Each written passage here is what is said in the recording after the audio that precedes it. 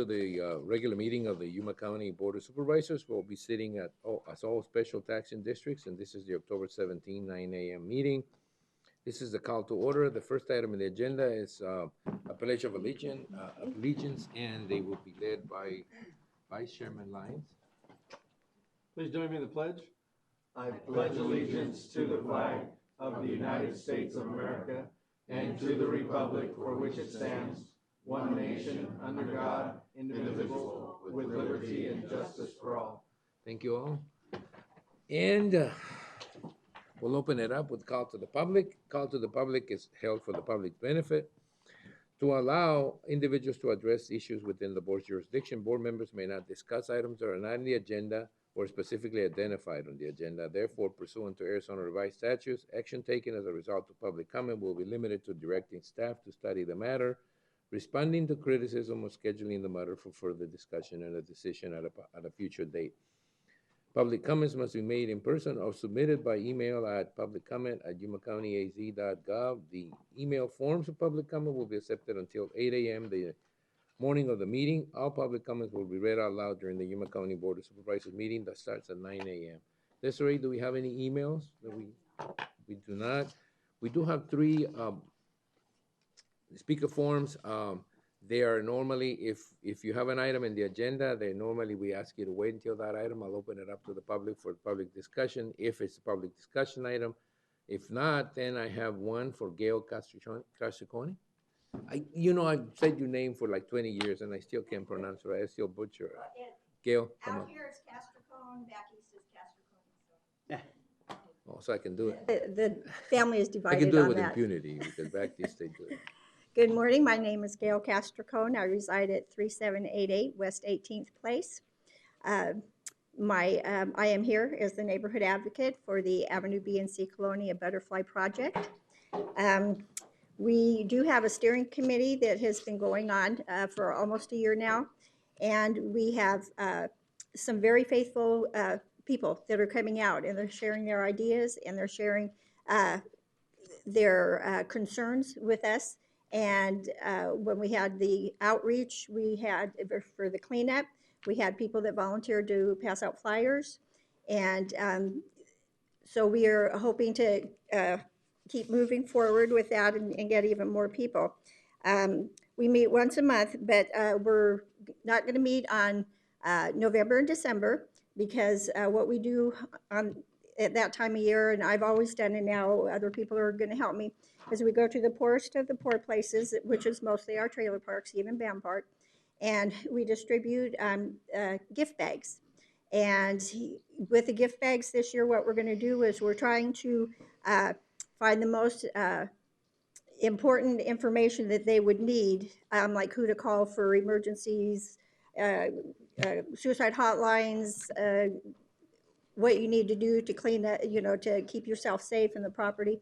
So I know that there's so many nonprofits that have answers to all these, but what it is we need to get the information within our neighborhood because most of them don't know what their resources are. And so that's going to be, we're also looking to make a phone directory, so that it would just be all on one page and it would be simplified, and so that they would have their contacts that they can get a hold of. And of course, I always have my name, phone number, email out there for them.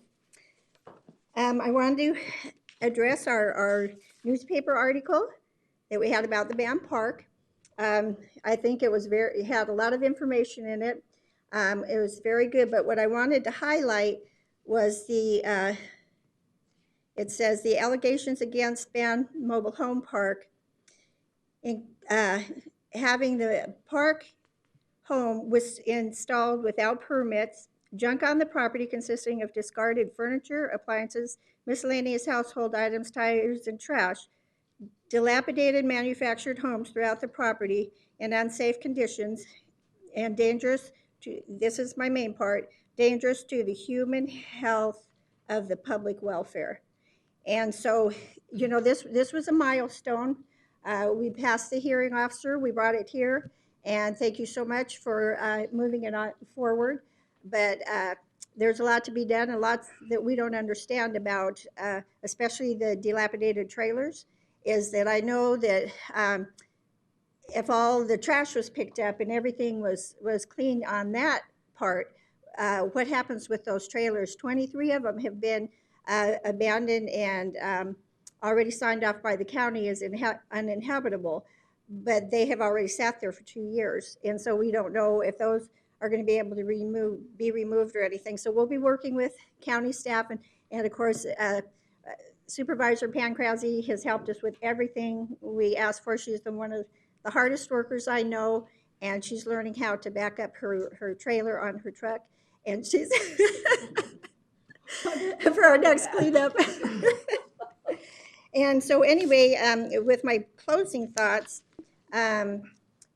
it was mentioned a lot, several times, about WACOG being involved with the rentals in that banned trailer park, which that trailer park is so dangerous, and Supervisor Simmons and others have said how bad that it is as far as drugs and shootings, and I mean, it's just terrible. So I went to WACOG Friday, but the person I need to speak with was at a training.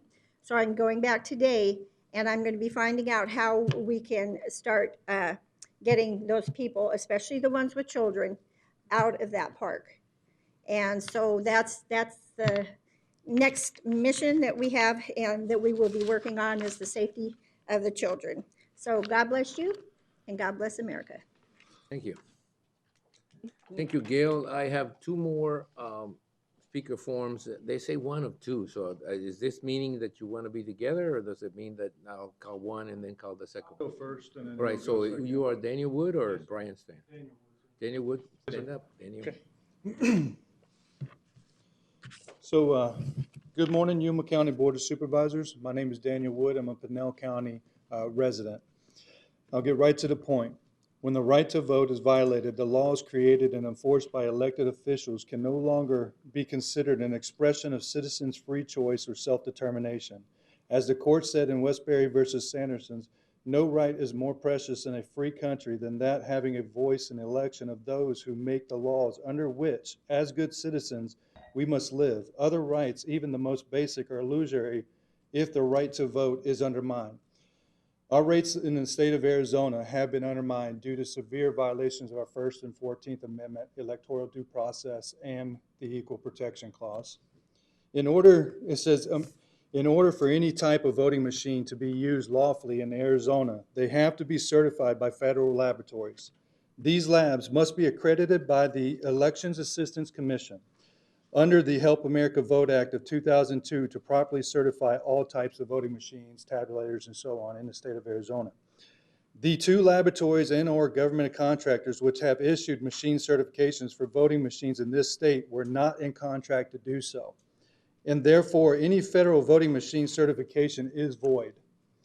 These labs put themselves forward as if they were approved and legal to do business. The labs performed a service and accepted payment for service and issued certifications to imply that our critical infrastructure was safe. States depended on this being, basically states being state level due diligence, they depended on this.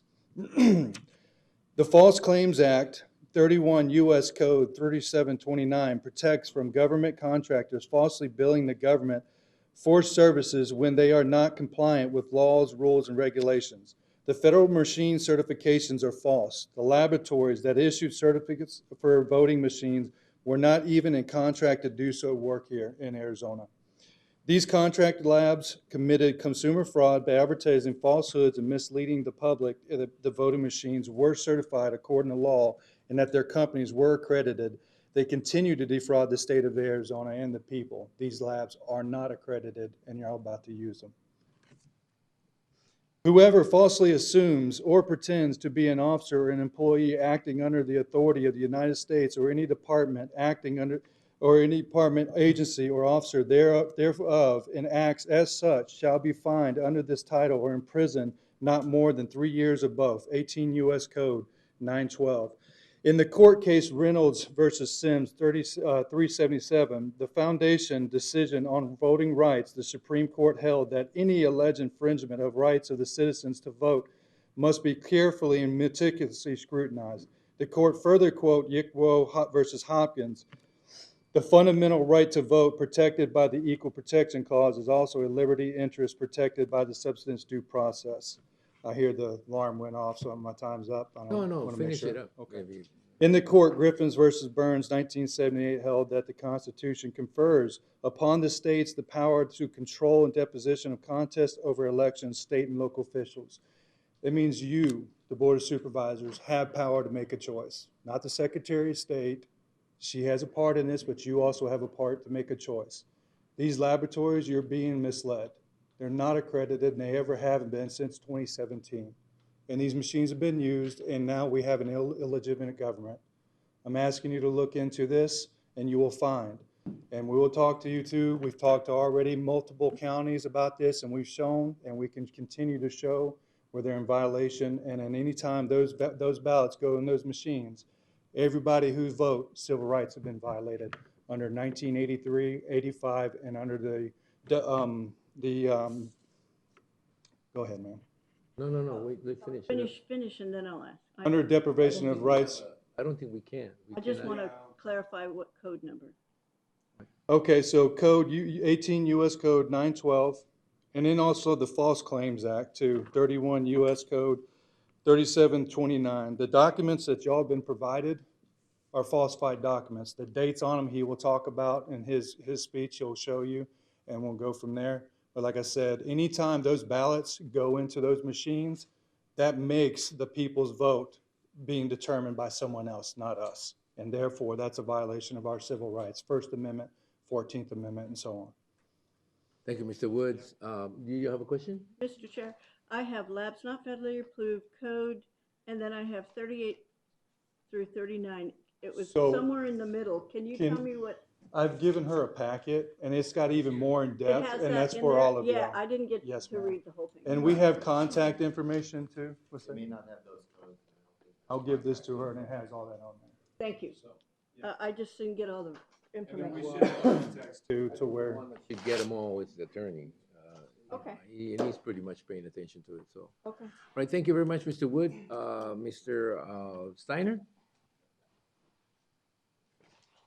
Hi, so yeah, my name is Brian Steiner. I actually grew up in Yuma, Kofa High. I still have family here, so What do you mean?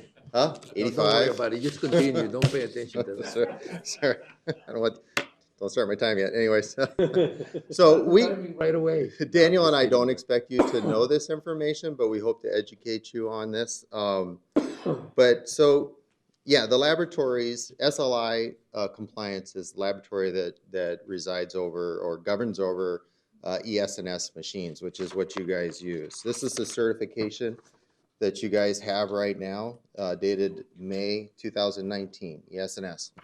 Okay, so I don't expect you to know this. I expect your elections director to know this certification and what all it covers, or what all it certifies.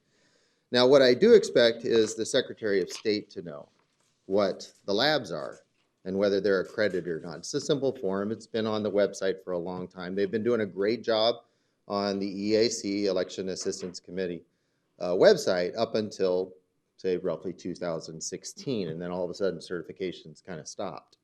And so if the Secretary of State would have done due diligence, she would have gone on the website and she would have basically saw nothing. There was no certification for SLI compliance. An affidavit was put in December of 2020 highlighting this error, and then lo and behold, we had a certification pop up. And so now you have the certification that popped up after December of 2020. Okay, there's problems with this certification. One, it's signed by a gentleman, Brian Newby, who left office a year after this came up. Okay, this one he signed 2019 in May. He left in October of 2019. So here we have this thing coming up. It also shows a 3-year delta under the Help America Vote Act. you can only have certification for these labs only lasts for 2 years, and then it sunsets. They have to go through another vetting process all over again. I could go through what that vetting is, but it's a very important vetting process that has to take place. So now we have a certificate at the time of elections that has 3-year delta. So this makes this invalid. Wrong signature, invalid. Okay? So that's what you're governed under. So because this certification, this unaccredited lab creates this, this becomes false because this is false. Does that make sense? So now you say, well, what is this all based on? And it's called on ARS 16442B, says that the labs have to be certified in order for your voting machines to be used. Otherwise, the voting machines cannot be used. Simple. So now you say, well, we have new certifications here that have come out.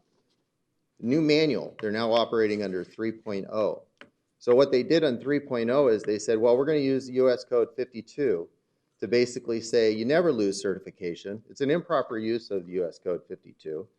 And so they're saying you can no longer use it. It still has the wrong person signing it according to the even new manual. So they didn't even change that.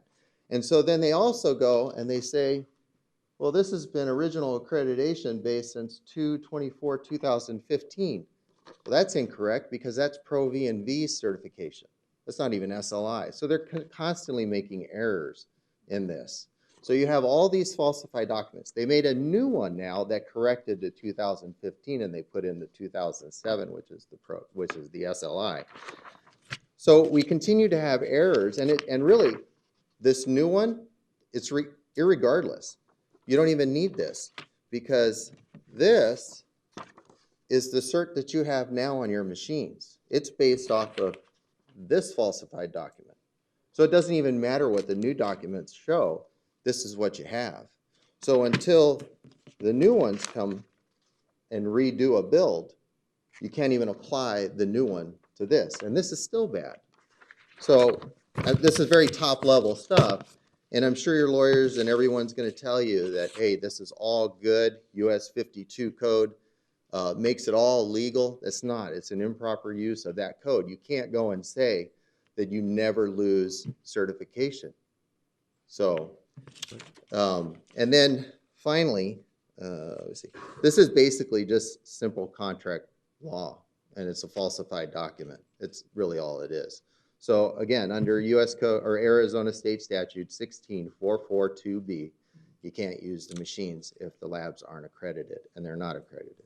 So, Just one question before we go, and it's just a question, okay? It's not gonna. Since when have you known this? so we started working on this as a group, and we're just people spread around the country. Well, since when have you known this? I have known this since December, shortly after the affidavit dropped. Until we And I've been certified. so I've been working since January. It took us from January 2021 to start working on the evidence and making sure everything's vetted. We put in our first case to the Supreme Court in May of 2021. That's how long it took us to make sure everything was ducks in a row. We thought there were times when things would come out and excuses would be given. The EAC gave the excuse that, well, COVID is the reason why these labs, this cert didn't come out. These certs were due long before COVID. So that just shows an admission of guilt on that. They said that it's just poor documentation. They said in an email. You're repeating this stuff. I mean, Oh, I that's thought fine. that was Thank new. you. I just So, a question. the So I COVID. can answer your question, sir. We've been fighting in the courts where it's Oh. Arizona Supreme Court about 5 times. 5 now. times. And every single time, the Arizona Supreme Court has violated our state law by not transferring to the proper jurisdiction. Is that an answer? Yes. How long has it been? How long has it been? It's 2 years. 2 years. 2 Okay. years. That's the answer. 2 years. Been So- Almost immediately after the election. So that was trying to go for 2020. So now what we're saying is here we are coming at new elections again. We just had a primary. We now have a general election coming. You're still using the same machines that are not legally, lawfully allowed to be used. So that's that's why we're coming here with the Board of Supervisors, because really you guys are the last hope for making these machines not being able to use. So Thank that's you. it. Thank you. Thank you. Mr. Thank you. Thank you for the extra time. This morning enough, and we thank you for that. No problem. Thank you. This is called to the public. Yes, I have something before that, but, you know. Oh, you got someone? No, no, no, go ahead.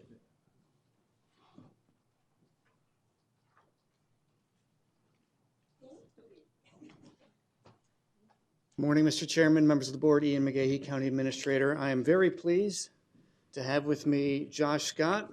Starting today, he is the new Deputy County Administrator. Josh has been with the county since 2017, serving in the capacity of Public Works Director, managing a department of 80 employees, and I think you all know the caliber of work he brought to that department. Josh has a Master of Science in Civil Engineering degree from University of Colorado, and he has 13 years of local government experience over a 20-year professional career. So Josh, welcome, and if you want to say a couple of words. I thought I read. And remember, Judge, whatever you say can and will be used against you now. Morning, Mr. Chairman, members of the board, Josh Scott, Deputy County Administrator. I may get that wrong here in the beginning, but pleasure to be here. I appreciate all the trust that you and Ian have in me, and I look forward to getting started in the new role. You've all known me for a while, and we've had many conversations, so if there's anything I can do for you, please don't hesitate. Reach out and let me know. So I'm here to support you and Ian and the rest of the community and try and make Yuma as beautiful a place as we can. Ian did leave out, I do have a bachelor's degree from the University of Arizona. I think the only time I've lived outside of Arizona is that little stint going to school in Colorado. So, again, happy to be here, and I know expectations are high, and I'll do my best to meet those. So. Well, it could be worse. You could have gone for additional education in California. Into Colorado, so have a. So thank you. All right, cool. And I think it's going to be the opposite. You should expect us to visit you more often than less often, so. Well, yeah. I mean, I think you can, you know, I think Totally aware. the county administrator is going to leave sometime soon, so we'll test that.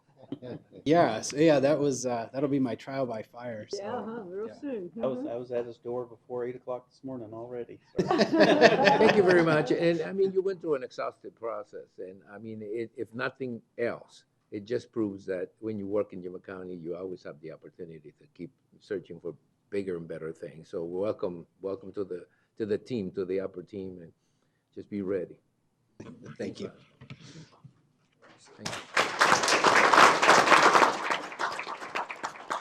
Anybody else on the the water committee is coming up with 19,654.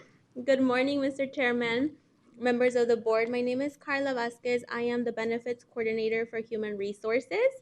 Alejandra and I are here to give you guys awesome and good news about giving. As you guys know, part of our wellness program, we continue to do philanthropic events because when you give, it has been proven that it definitely boosts your mental health and even your physical health.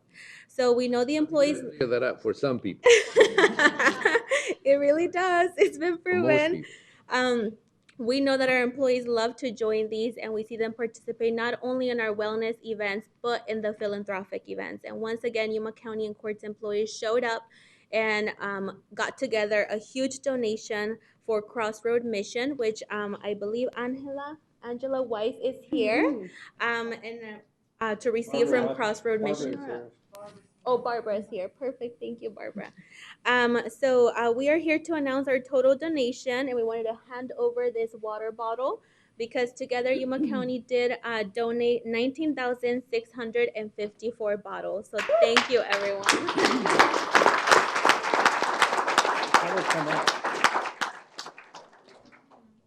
Now we also want to acknowledge all of our teams that joined.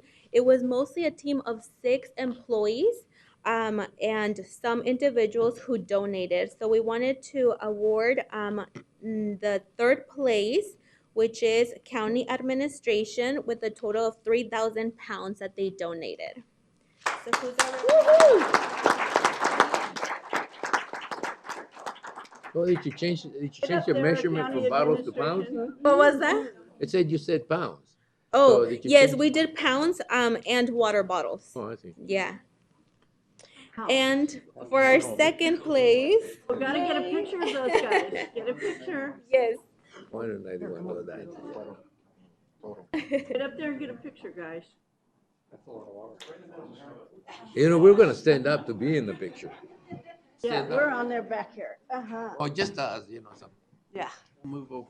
You can't do that, so you get us all, so. Or is that it? No, Oh, okay.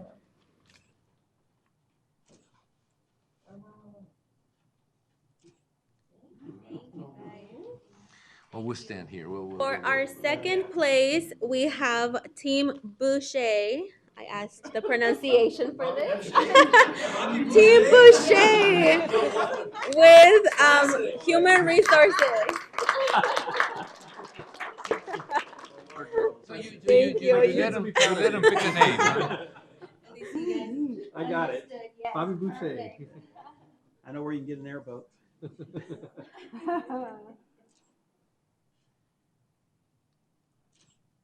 I wonder if they knew we were gonna announce it to everybody.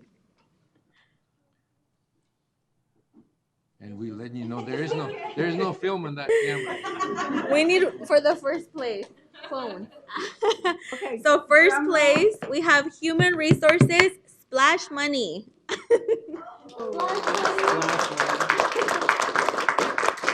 And their total donation was £3,925. That's a close race, That actually. was very close.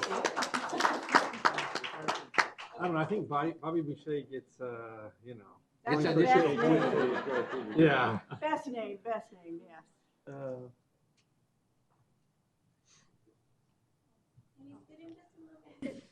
Yes, you have to touch each other or you look like you're far apart. If the vice chair doesn't end up in the picture, it's okay.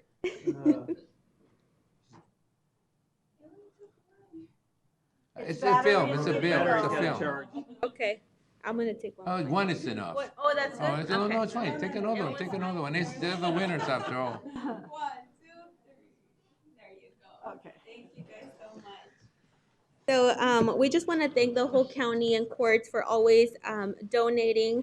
And we do have other departments who did participate, and we want to recognize them with the certificate. So I'll let Alejandra take over that. So we have certificates for teams that donated as well, and for those individuals as well. The first certificate is for engineering. Do we have All someone? right. That would be you. Frank.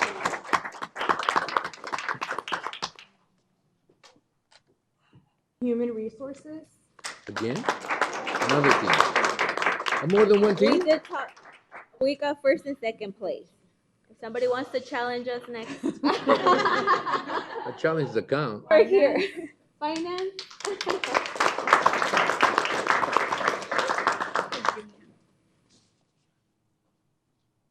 Juvenile Justice Center. You gonna- Send that one. And for individuals that participated, it's Lane Pancrasy.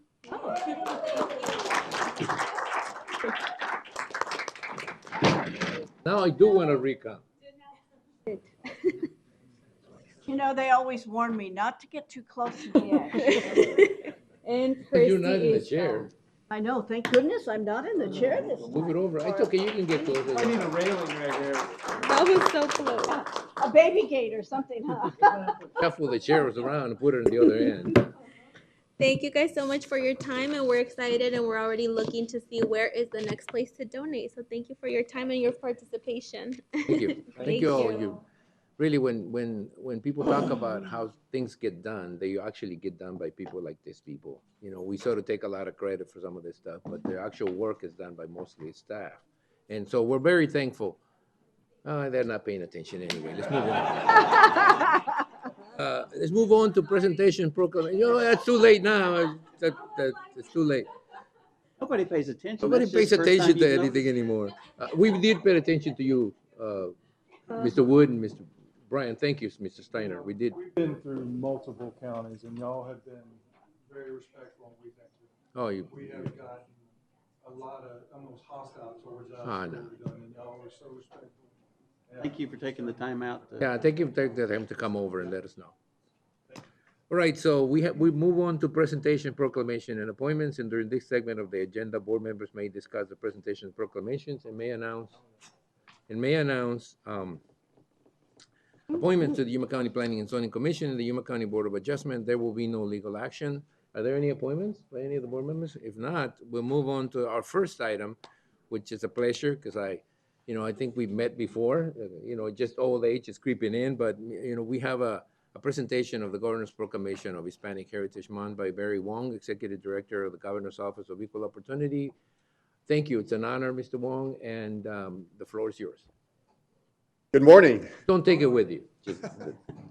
Mr. Chairman, members of the Board of Supervisors, thank you for this opportunity. I'm pleased to be here today representing our Governor, Doug Ducey. He asked me to convey his message in recognition of Hispanic Heritage Month.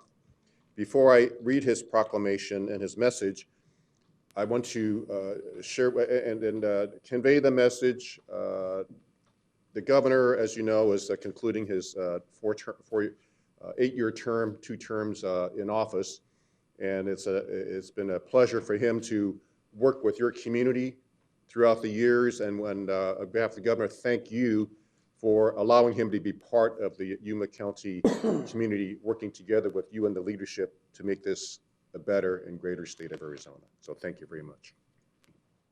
Message from the governor, proclamation. State of Arizona.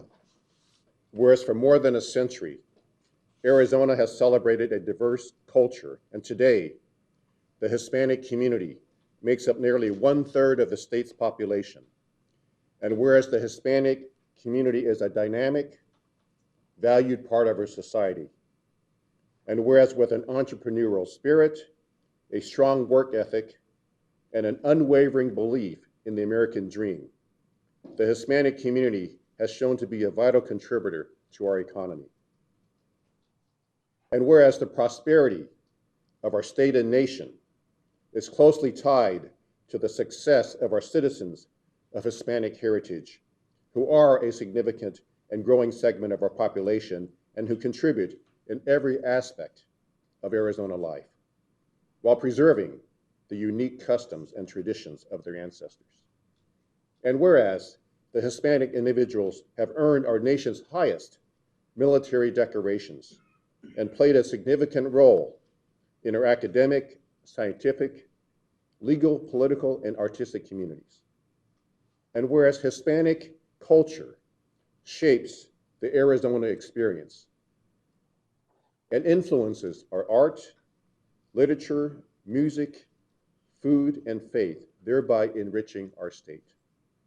Now, therefore, I, Douglas A. Ducey, Governor of the state of Arizona, do hereby proclaim September the 15th through October 15, 2022 as Hispanic Heritage Month and encourage the citizens of Arizona to celebrate the talents, culture, and spirit of Hispanic heritage. Signed, Douglas A. Ducey, Governor of the state of Arizona. Thank you, Mr. Chairman, members of the board. And I'd like to present this to Mr. Chairman and members of the board, if I may. It's good.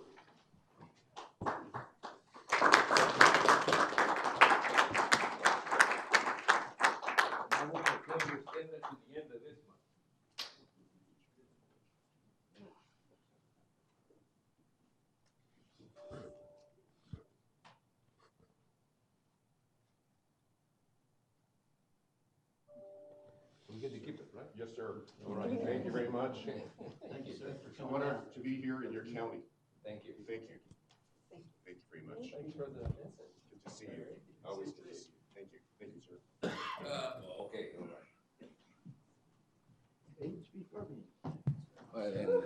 So that's why That's why I'm glad. Do what? Said age before beauty when we got in here. I said, well, that's why. No, wait, there's 1 or 2 ahead of me here. We're gonna let him get up before we talk about him. No, just kidding. All right, that's the proclamation, and we now, the second item under this section of the agenda is the presentation of the county line by Yuma 77, the Yuma County Government Channel. Elected officials from all Arizona counties meet at Pima County for the annual legislative conference. Are you planning to vote in the general election?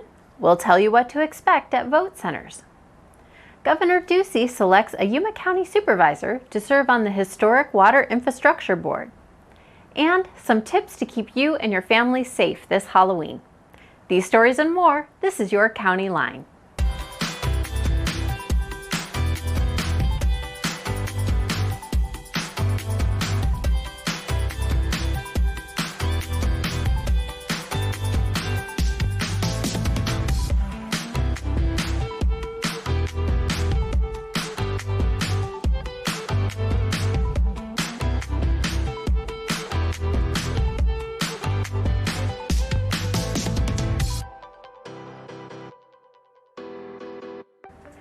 County supervisors from all over Arizona recently reconvened in Pima County for one of the most important gatherings of the year.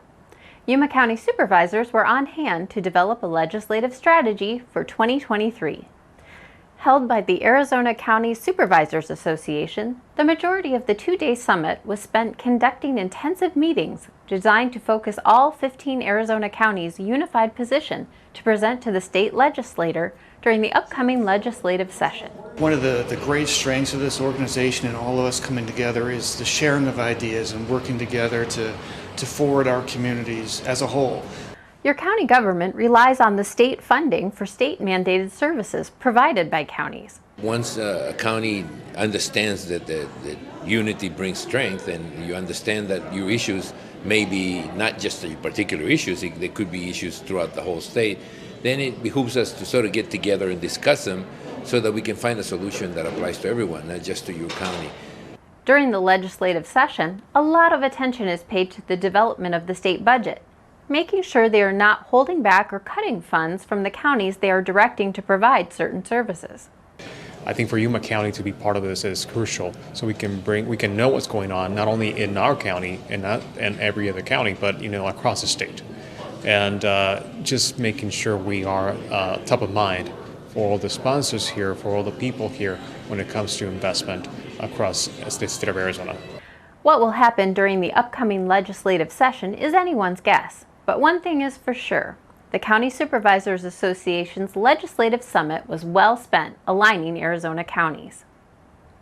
Election day is approaching fast, and we want to give registered voters an idea of what to expect at vote centers on Election Day, November 8th.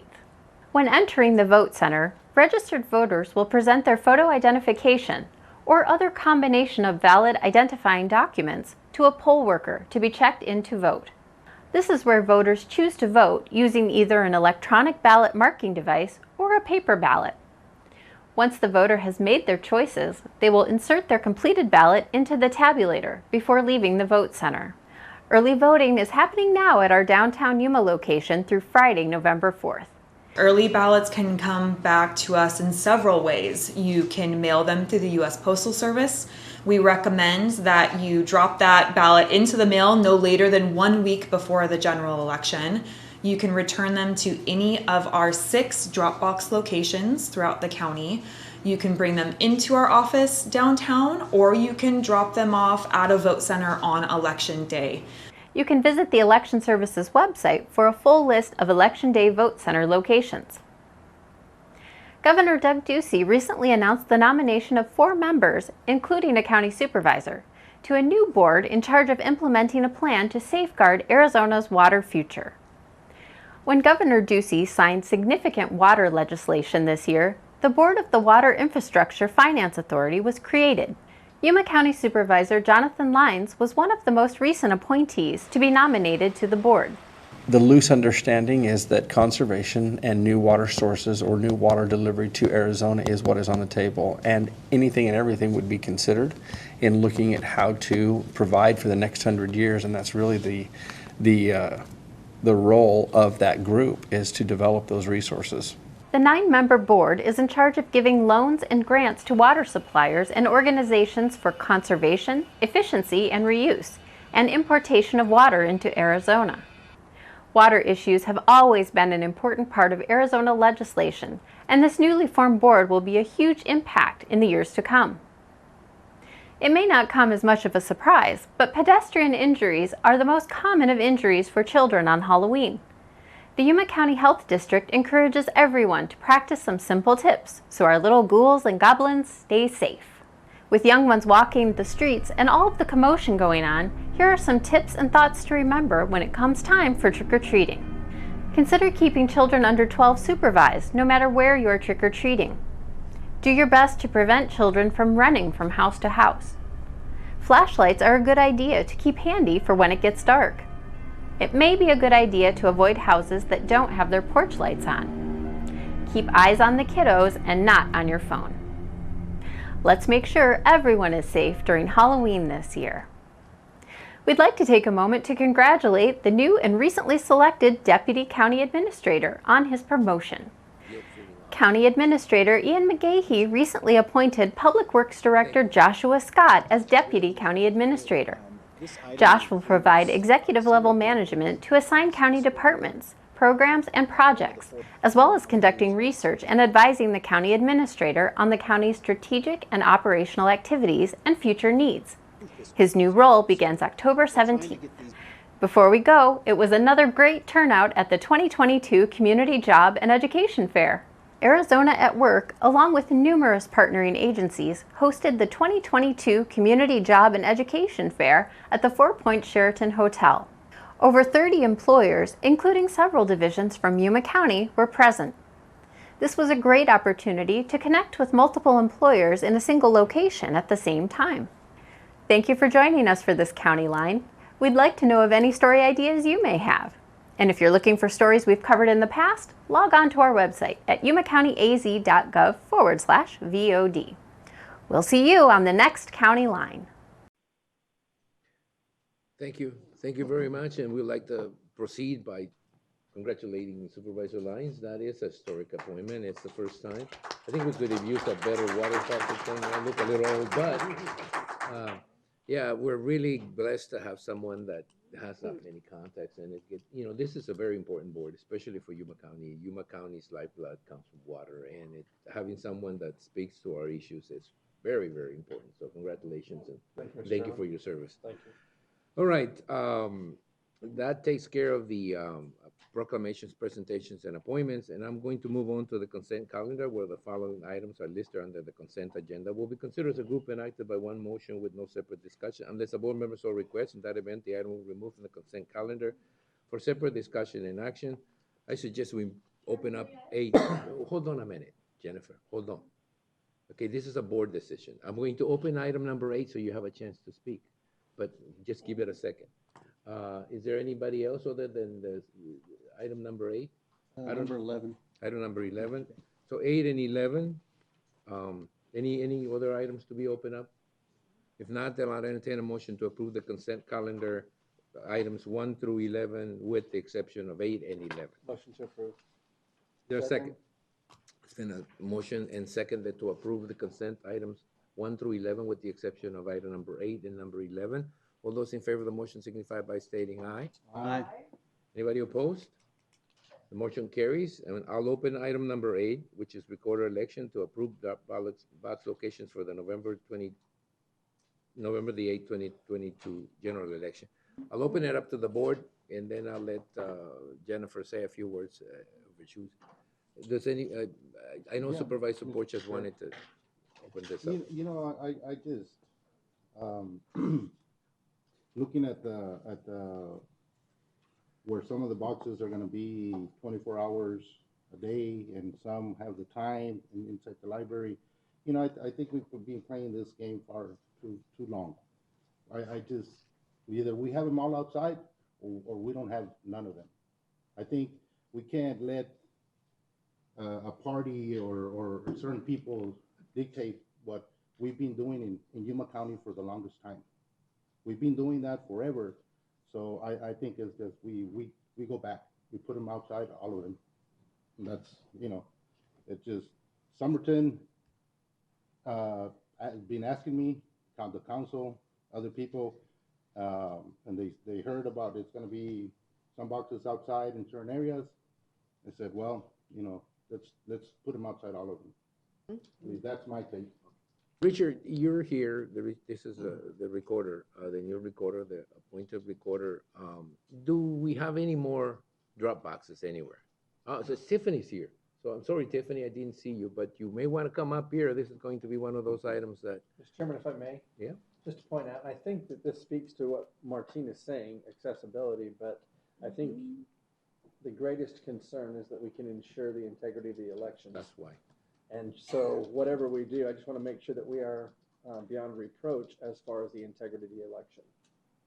I think that the issue here is one, the limitations, opening them up 24 hours a day in 3 different locations. The one here in Yuma was already available 24 hours. The ones in Yuma, in San Luis and the Foothills were added. And the question that I had is, do you have any more boxes? Do you have any way to monitor those boxes in places like Welton and Somerton and locations where we used to have them? Do you know? I'm Tiffany, sure, or you? as far as the same ballot drop boxes that we have right now, we don't have any more of those. We have the old version of ballot boxes that were small, that are smaller. I know in the past, wherever the ballot boxes were located, they were monitored. They had video surveillance on them. And hopefully that answers your question. Well, so the question that remains is, why not just put them outside, all of them, if you have ways to monitor them? I mean, look, the quote unsafe place for drop boxes to me has never been an issue of the ballot box. It's been an issue of what people do with the ballot boxes or with the ballots. So moving them inside is supposed to be to ensure some safety for the people who are dropping them off. The problem has to be the accessibility to them anymore. And whether, if you have cameras on them and you can monitor them 24 hours a day, or at least see the video in case something happens to a ballot box, which is the main fear for me, is that somebody would drop something in the ballot box that shouldn't be there and damage some of those ballots. It's security for the ballots. So I think that what we did, there's a saying that I always point to that says that the road to hell is paved with good intentions. So when we move some ballot boxes outside, we're sort of indicating, well, maybe we should put them all outside and just monitor them for safety. I mean, what people do with ballot boxes, I don't think matters if they're inside or outside. If somebody wants to mess up with the ballot before they put it in or after they put it in, having them inside won't stop them. So the question here is, why not have them all outside? And can that be done? The locations are fine. I think the locations are an issue, is it? It's just the time. It's got to be outside. I think all of you know why they were put inside previously. Harassment of those people voting. Right. There were some safety concerns. And I also heard, since becoming recorder, the push to get them all back outside. And that's why I brought up at the Election Advisory Committee meeting, look at the options. And it ultimately falls on the recorder where to put them. And honestly, personally, it doesn't matter to me whether they're inside or outside. But right now, 5 of them are inside, 3 of them are outside. And the Elections Advisory Committee during that meeting said, okay, if the library won't leave their lobby open for 24/7 during the early voting period, can we at least put the other 2 outside in San Luis and in Welton? I mean, not Welton, Foothills, where there's higher traffic. And that was the reason that decision was made. And honestly, we're tracking them and we're going to see if that helped anything. And Mr. Chairman? One at a time, okay. Do we have the ability to monitor those with good video? Yes, I went out to the library last week and actually looked at the video myself because I said, look, I need to see it and see if we can see the boxes. And if there's any problems with them, we can come back later. Thank you. And I'm part of the elections committee, and I wasn't there for that meeting. But one thing is that, yeah, we understand why, or we heard that there were going to be some people trying to harass. But we can't. I mean, if we played that game for anybody, I agree. Where would we be? Yeah, I mean, we just can't let them, win. This is, and it's not about winning. We've been doing this for the longest time here in Yuma County, and for a group to just say, hey, we're gonna do this, all of a sudden they're gonna, like the people that we just heard, oh, let's not use election machines. Right. No, we can't. We just can't let them, or someone come and dictate what we're gonna do. I just think let's go back to the way we were. There's officers, if any, San Luis, Somerton, Welton, even here in Yuma, they can call the police if someone's out there harassing them. So there's measures that we can take to prevent that and let the people know. But we just can't continue for other people to dictate what we're gonna do. Actually, that's what they do all the time. But the question here is, do we as supervisors have the authority to do this? Or is it just sort of like we're letting you know what we're gonna do? Because what it says here is approve ballot drop locations for the November 8, 22 general election. So the legal question is, do we have any actual say on the locations and how they operate? Or is it the recorder and elections officers?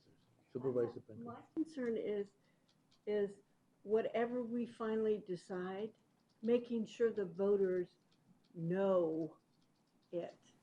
I mean, okay. But the question needs to be answered first. Is Okay, it our okay, decision but- or your okay, decision? I'll wait till you're done. Chairman Reyes, members of the board, Tiffany Anderson, Election Director for Yuma County. To answer your question, our understanding is that it's ultimately the county recorder's decision, but the Elections Procedures Manual, which as you know, we're required to follow as closely as law, does say that the locations need to be approved by the Board of Supervisors, which is the item before you today. Okay, so the locations are the locations. Outside or inside is the issue. You know, and I think accommodations have been made to at least put dual boxes, one inside and one outside. So if people feel unsafe, they can go inside, drop their ballot inside, right? If they don't care, they can drop it at night, they can drop it in the day, they can drop it whenever. So the question remains is Welton and Somerton and one more location, I don't remember. I think it's the main library.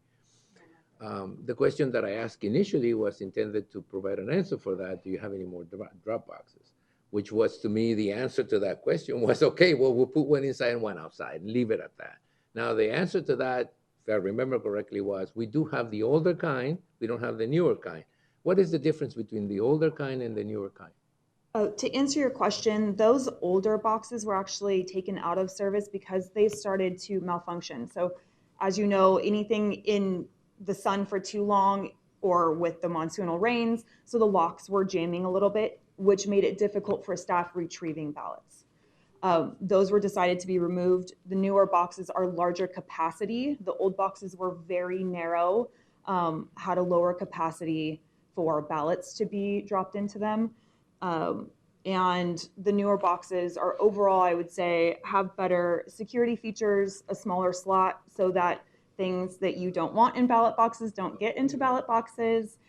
They have, you know, fire canisters, so if someone decides it's a good idea to try to light ballots on fire, you know, we have devices that would prevent that. It would suppress any type of mishap, if you will. So the newer boxes are just simply better equipped to be outside. Did want to make a point though. There are a lot of 24/7 ballot boxes around the county. Those are the blue U.S. Postal Service boxes. So despite our office having specific ballot boxes at certain areas to make it accessible for voters, voters can return their ballot by mail. We recommend that they don't put a ballot into a ballot box any later than a week before Election Day to ensure it comes to us by 7 p.m. on election night. As you know, all of our mail goes to Phoenix and then comes back, so it adds a day or two on that mail cycle. So there are a lot of options for 24/7 return of ballots to our office. Right in the nail. I mean, if I see a blue box there and I drop it that last day, obviously my vote's not going to count. Mm-hmm. But if I drop it in that county ballot box, it is going to count. I can drop it that last day, and it's still going to count. Right. So when you say the blue, yeah, it confuses it. You know, people are gonna, if they drop it, they do early, but during when it's almost time, it's not going to count. I actually have really good news for you, Supervisor Porches.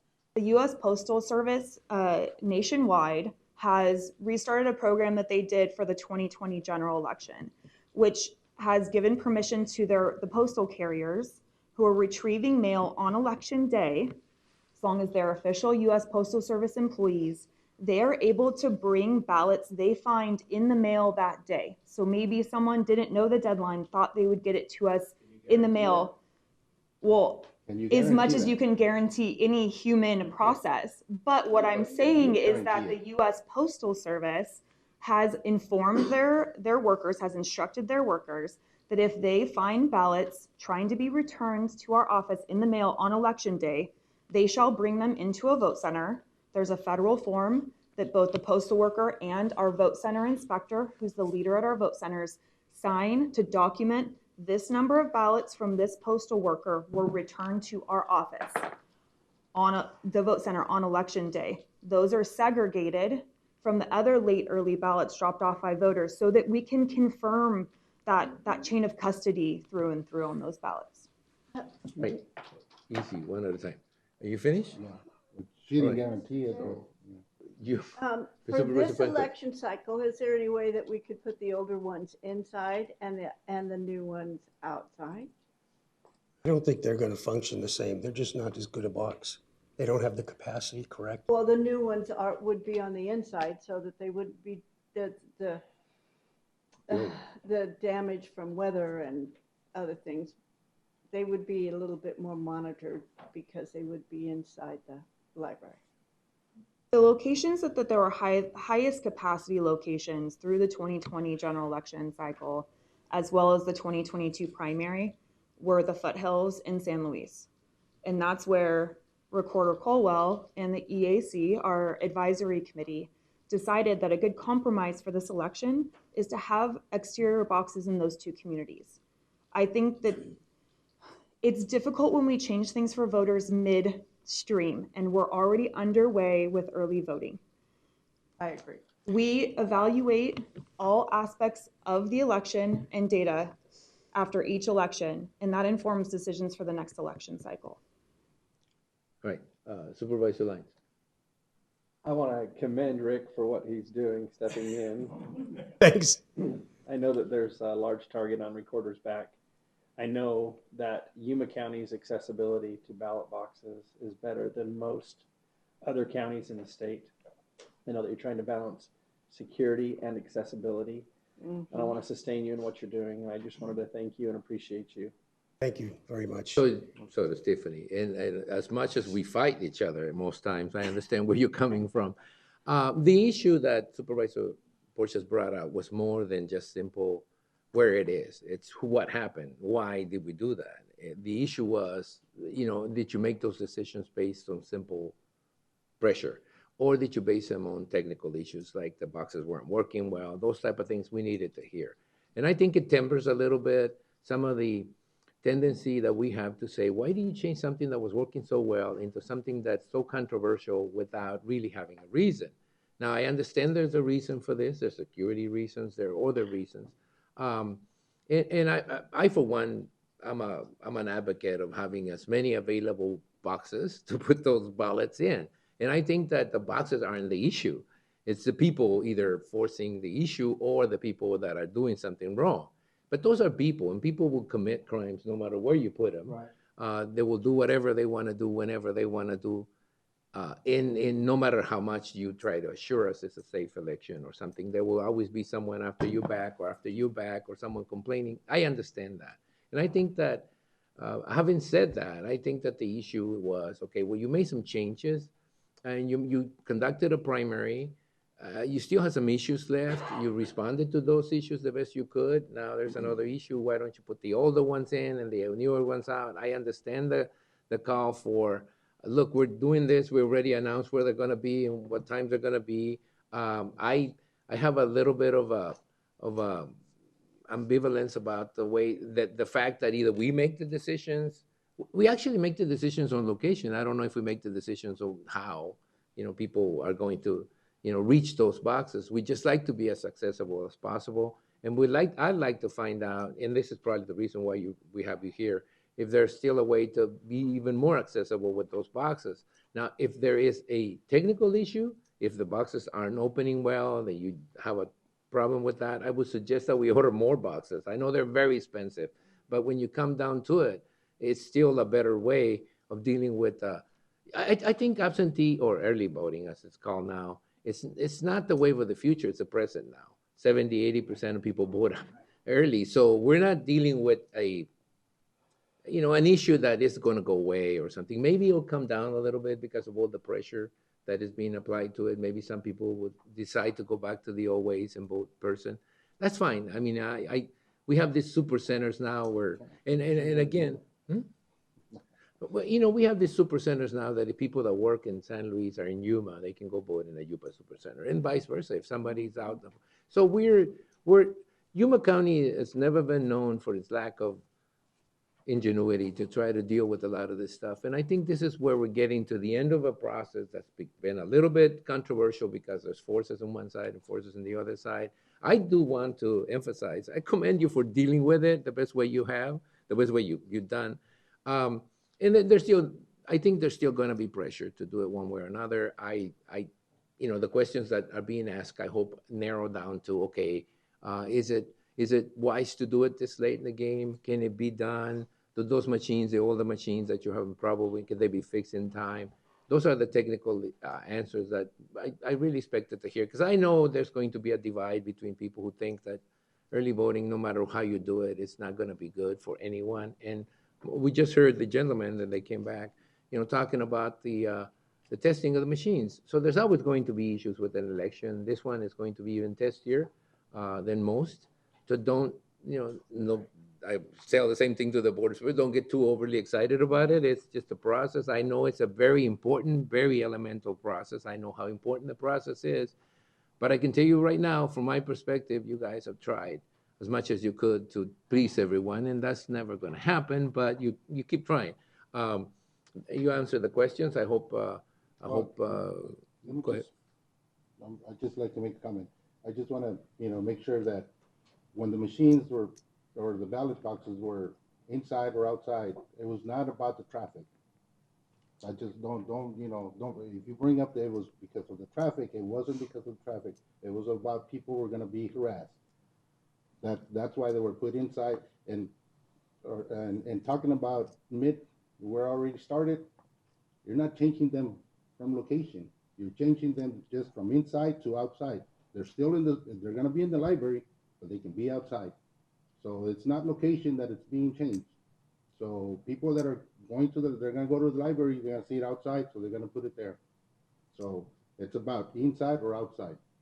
And we try to keep them in the lobbies of the libraries and keeping the lobbies open 24 hours. I mean, that didn't seem to work. It's a matter of, not of location, I think. It's a matter of accessibility. And you guys need to understand, work that situation into your calculations, either this time or next time. If it's too late for this time, it may be. I would prefer to leave it alone for this election. We're 3 weeks out. And like I said, putting those other ballot boxes out there, I felt was a reasonable compromise. I'm not against moving them outside. I wasn't here when that decision was made. And I will tell you, logistically, we had a tough time getting facilities maintenance to get these two out there. I was worried that they were going to get the two boxes outside. But that's a sidebar. Can it be done? Of course it can be done. If we had to, we could switch them out and move them outside. But I just think with 3 weeks out, my plan was to just leave it alone and then evaluate it and look for the 2024 election and say, okay, do we need to put them back outside, and then do it? I think with Richard, we're going to go back into the reason you put them inside in the first place, right? We're going to go back. I asked the question before. I asked, was there any damage done to one of the boxes? Was there any drop, anything? Did we lose any ballot? Did somebody tamper with them? Whether or not withstanding, whether it tampers with everything. Really, there was no other reason other than the fact some people felt they were unsecured. And there was some threats or some security issues. Mr. Chairman, and I believe that there were a large amount of ballots dropped off by more than one person. Well, that's what they're monitored, right? That's what their state, and that's what they have cameras. That's what they have cameras. So people can drop multiple ballots. They have. And we do count them. We monitor them. If we see some inconsistencies, we can always go back and see, wow, how come this ballot box had 40 for all this time and now all of a sudden it's got 100? Yeah. Well, I'll tell you, monitoring people who want to do, I mean, you could drop 10 times, 10 ballots at a time. I mean, somebody wants to cheat, the barriers you put in front of them are going to be just a simple speed bump. It's not that. It's accessibility that we want to talk about it. And obviously, coming from Somerton, I could see why. Coming from Welton, I could see why, because the libraries are going to be closed in very specific days. Maybe what we need to do is work with the libraries so that they open up that portion of it those days so that it is accessible every day at certain hours, especially during these last 3 weeks, because it's accessibility that we're talking about. People, people should have access to them 24 hours so they can drop it at any time. Some people work at night or whatever the reason is. I think that what's driving the issue here is fear on both sides. Fear that we're not being open enough, we're not, putting them up like we used to, and fear that if we do that, it will put some patrons in danger or participants in danger. I think it's a good accommodation that you've come with so far. It's not the best. The best would have been to simply put them all outside. It's not the worst, which was put them all inside. It's some sort of accommodation in the middle that's not going to please anyone. And I just wanted to give, anyone on both sides. I think it pleases the people in the middle, but it's not going to please people on both sides because it doesn't really answer one way or the other the question of why do we move in the first place, which again we've proven to be just a perception more than reality. If a ballot box ends up with 100 ballots the last day of election, it's just 100 people that waited until the last minute to drop 100. Mr. Chair, that's not even the case here. I mean, that was not why the boxes were moved. It was about people that were going to start harassing the people that were going to drop the ballots there. So let's not, we're sidetracking. So there's two different things. I just wanted, my comment was, we can't continue to play their game. We can't. And that's not fair for everybody that are doing it right and they want to do it right.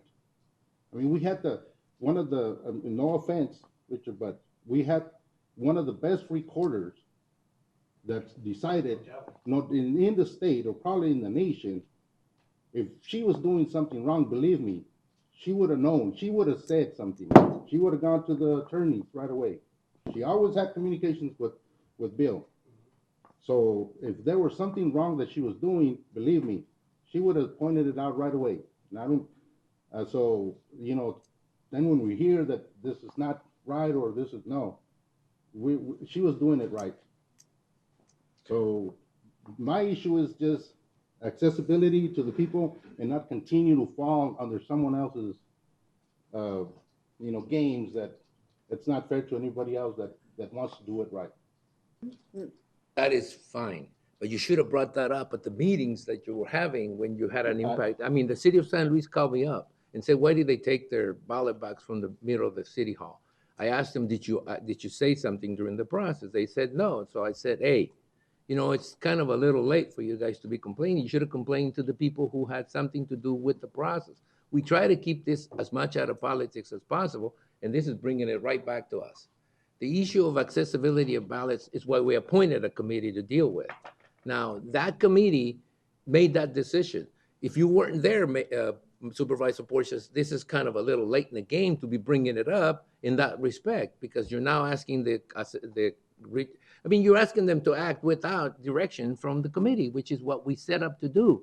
You're now getting direction from the Board of Supervisors, which makes it highly political. I don't want to get it politicized more than it already is. So I'm saying, okay, that decision to move it in and out, is it ours or is it yours? And that was the answer. The answer was, it's yours. We think of the location as something that the supervisors can approve. But the way it's being done, we decided it was going to be part of a process. It is, to me, a little late in the process, but I have to let Supervisor Porcias get his 2 cents out. That's fine. I don't have a problem with that. Now, what are we going to do here? Are we going to approve the locations, or we're not going to approve the locations so that we can move on to something like Jennifer would like to talk about?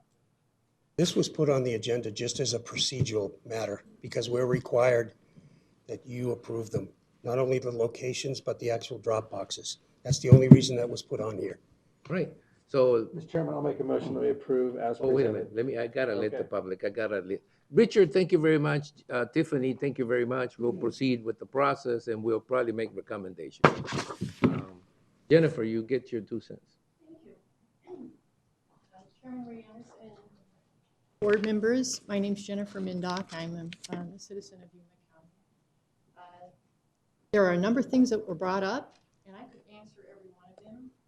As you all know, I can talk a lot. I've been here. This is my 4th time about this issue. I've been allowed 3 minutes, and thanks to the kindness of Mr. Reyes, I've gone over a little bit. I have done nothing but research this and try and figure out what happened since about the middle of August. And so I'm going to start by letting you know the decision to move those ballot boxes out in the first place was not only about security, it was made illegally. It was made in the dark of night without giving any of the citizens of Yuma a chance to defend their right to vote easily, given the nature of their busy lives and the difficulty that can sometimes present itself. I do not currently have the law available for you, but I believe you have retained the attorney that I consulted 2 years ago when I was very concerned about this. I believe her name is Mindy Davey or Dava. So if you'd like to consult her, she is very aware of the law. She told me that that was illegal. And I had an option of reporting it to the ombudsperson, and the hand of the recorder would be slapped, or ignoring it. At the time we had gotten the drop boxes, and I want to thank you all very much for that. It was at the last minute, not as last minute as this, but it worked beautifully. There were no problems with vandalism, and our new recorder, who was not elected but appointed, knows that very well because he has a history with the Yuma Police Department, I believe. He comes highly recommended, and I know he's competent. He's also extraordinarily new. He asked me several times when I was talking about this, quote, exactly what do we have to do so that they can vote?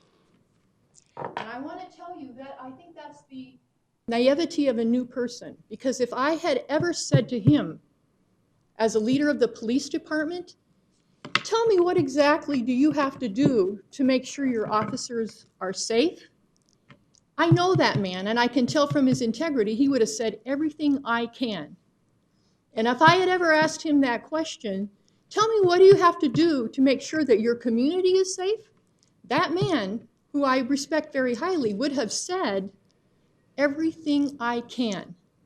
So now he's in a new place. He's wearing a new hat, and we're lucky to have him. And he's made a statement that is not going to get him reelected. And he doesn't have to stand by it as he gets more experience as a recorder, which I very much appreciate. I'll ask him before the next election, what do you have to do to make sure that the people of Yuma County can vote? And I know what he will say, because he's a man of great integrity and ability. He's going to say everything I can. Now, with respect to all of you, none of you are new to this. And so I expect from all of you, if I were to say, and I won't take the time, what do you have to do to make sure that the people of Yuma County can vote? I know every one of you, I hope, would say everything I can. So I have been here 3 times prior to this, and you people have not scheduled a meeting to discuss this openly and allow the citizens of Yuma County to participate in the decision, a decision that was made in the dark of night and illegally. 3 times you have not done it. And yet I stayed after the last meeting and listened, and by golly, you could spend at least an hour hearing about trash collection at a couple of mobile homes at a trailer park. So what are you doing when you do as much as you can at this point? Mr. Lyons, you just mentioned to Mr. Colwell, and I imagine he's not aware of this, and I'm suspecting, because I think you're an honorable man, that you're aware of this. That, in fact, is not quite the case with respect to our availability with 24/7 drop boxes. I have had to spend my time, since I found out about this, calling all the recorders in Arizona and looking up all the drop box locations in Arizona. So Of the 3 counties, and I'm going to exclude Pima, Maricopa, and at this point, Yuma, all the other counties have more 24/7 drop boxes available. All of them. So that isn't quite correct, and I don't know where you got your data. And again, I know you're an honorable person that would do anything you can to make sure the residents of Yuma can vote, but it's a mistake. Neither, pardon me? Nothing. You just mumbled. Neither Mr. Colwell or our Director of Elections, Tiffany Anderson, were responsible for the things that happened in March in secret. They're both competent people and we're lucky to have them. They don't have to defend what happened in March. And they don't have to defend the fact that my drop box is no longer available to me and only 2 other locations have their drop boxes. I represent the majority of people in Yuma County that do not have access to the drop boxes that I had before. Ms. Anderson has stated for you that they recommend maybe 7 days. You should get that ballot in 7 days before the elections to be safe and make sure it gets in. I think her memory or her pressure or whatever, I know they're extremely busy. She is mistaken. 2 things about that. Everything that went into the information packet that came out in the primaries is what came out in the information packet for this general election for early ballots. And there was no date given to the voters in Yuma County. It was just as soon as you can. And I gave this example before, and thank you very much, Mr. Simmons, for giving me an opportunity to talk about it at your elections meeting for 5 minutes. We don't pay our taxes as soon as we can. We are respectfully given a date, and we make sure we meet that date. That's an object of respect, and I imagine there's some legal liability that goes along if we just said, hey, whenever, and you don't get it in time. But in case of the ballots, they simply said on that piece of paper that they knew they were locked into as soon as possible. I heard the previous recorder tell this group, minus Mr. Lyons, who didn't have the benefit, he wasn't there at the time, that now, quietly right before the election, they really should get them in 10 days before the election. This was for 2020. So I was confused. Maybe it's impossible to find out.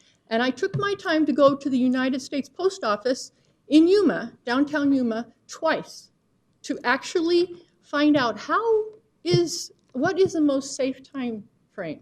I've seen it because I've collected information from the other counties, and it's been set as November 1st, and I wasn't sure.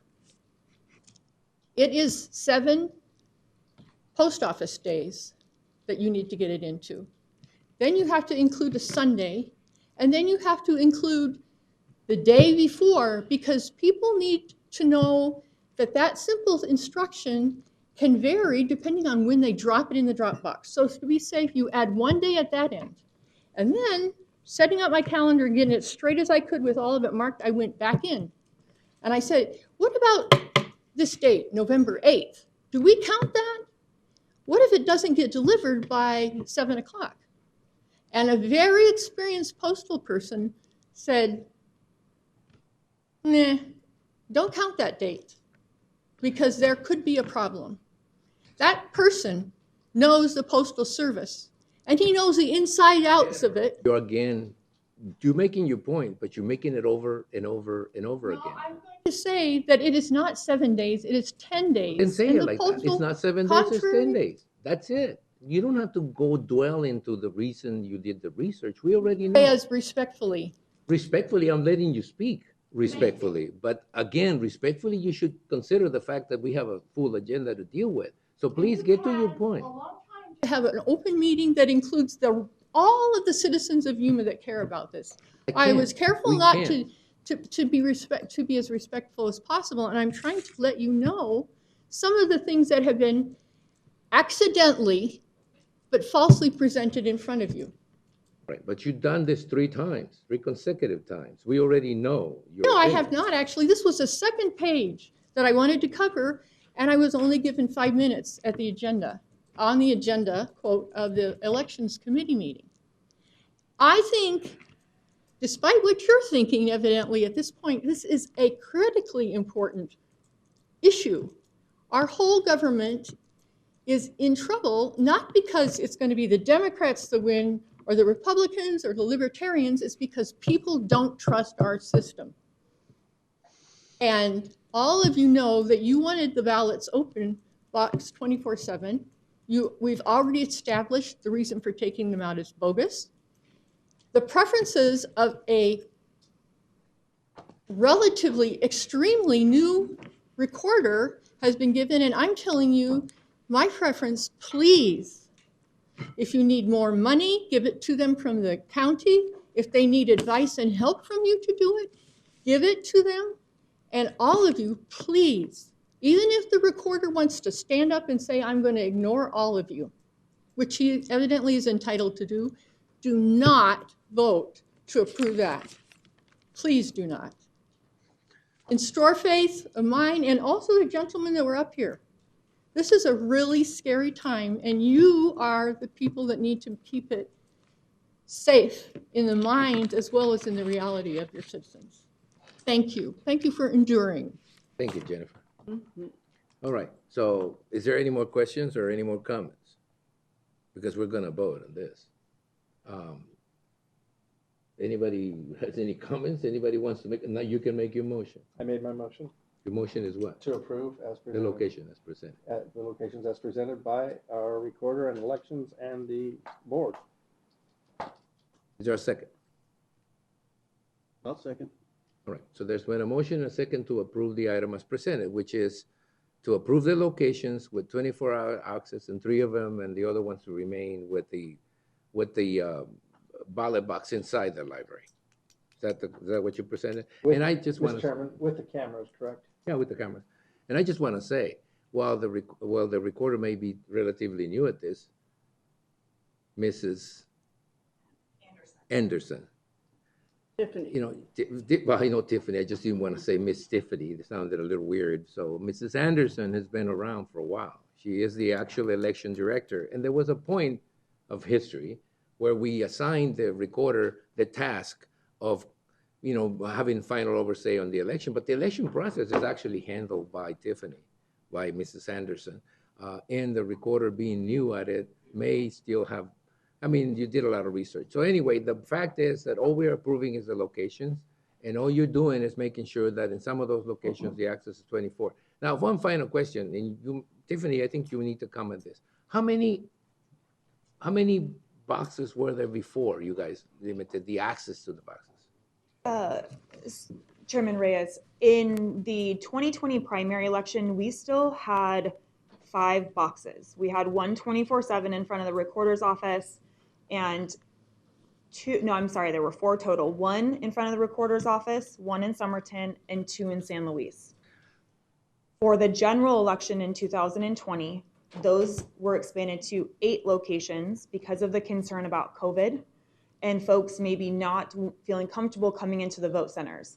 The Secretary of State's office used federal CARES money to procure those additional boxes for the counties and sent them. So for the 2020 general election, there were 8 locations, all of them 24/7, located outside. Do you remember where those locations used to be? There was 2 in San Luis, I remember. One was at City There was Hall. one at City Hall and one at the library. And then the Somerton location was on the main street. Was it Main Street? In Somerton. And then, like I said, the one downtown was located in front of our office at the time, across the street at 197. In Somerton, there was one location. It was just simply in Main Street, and it's now in the library, and it's under ours.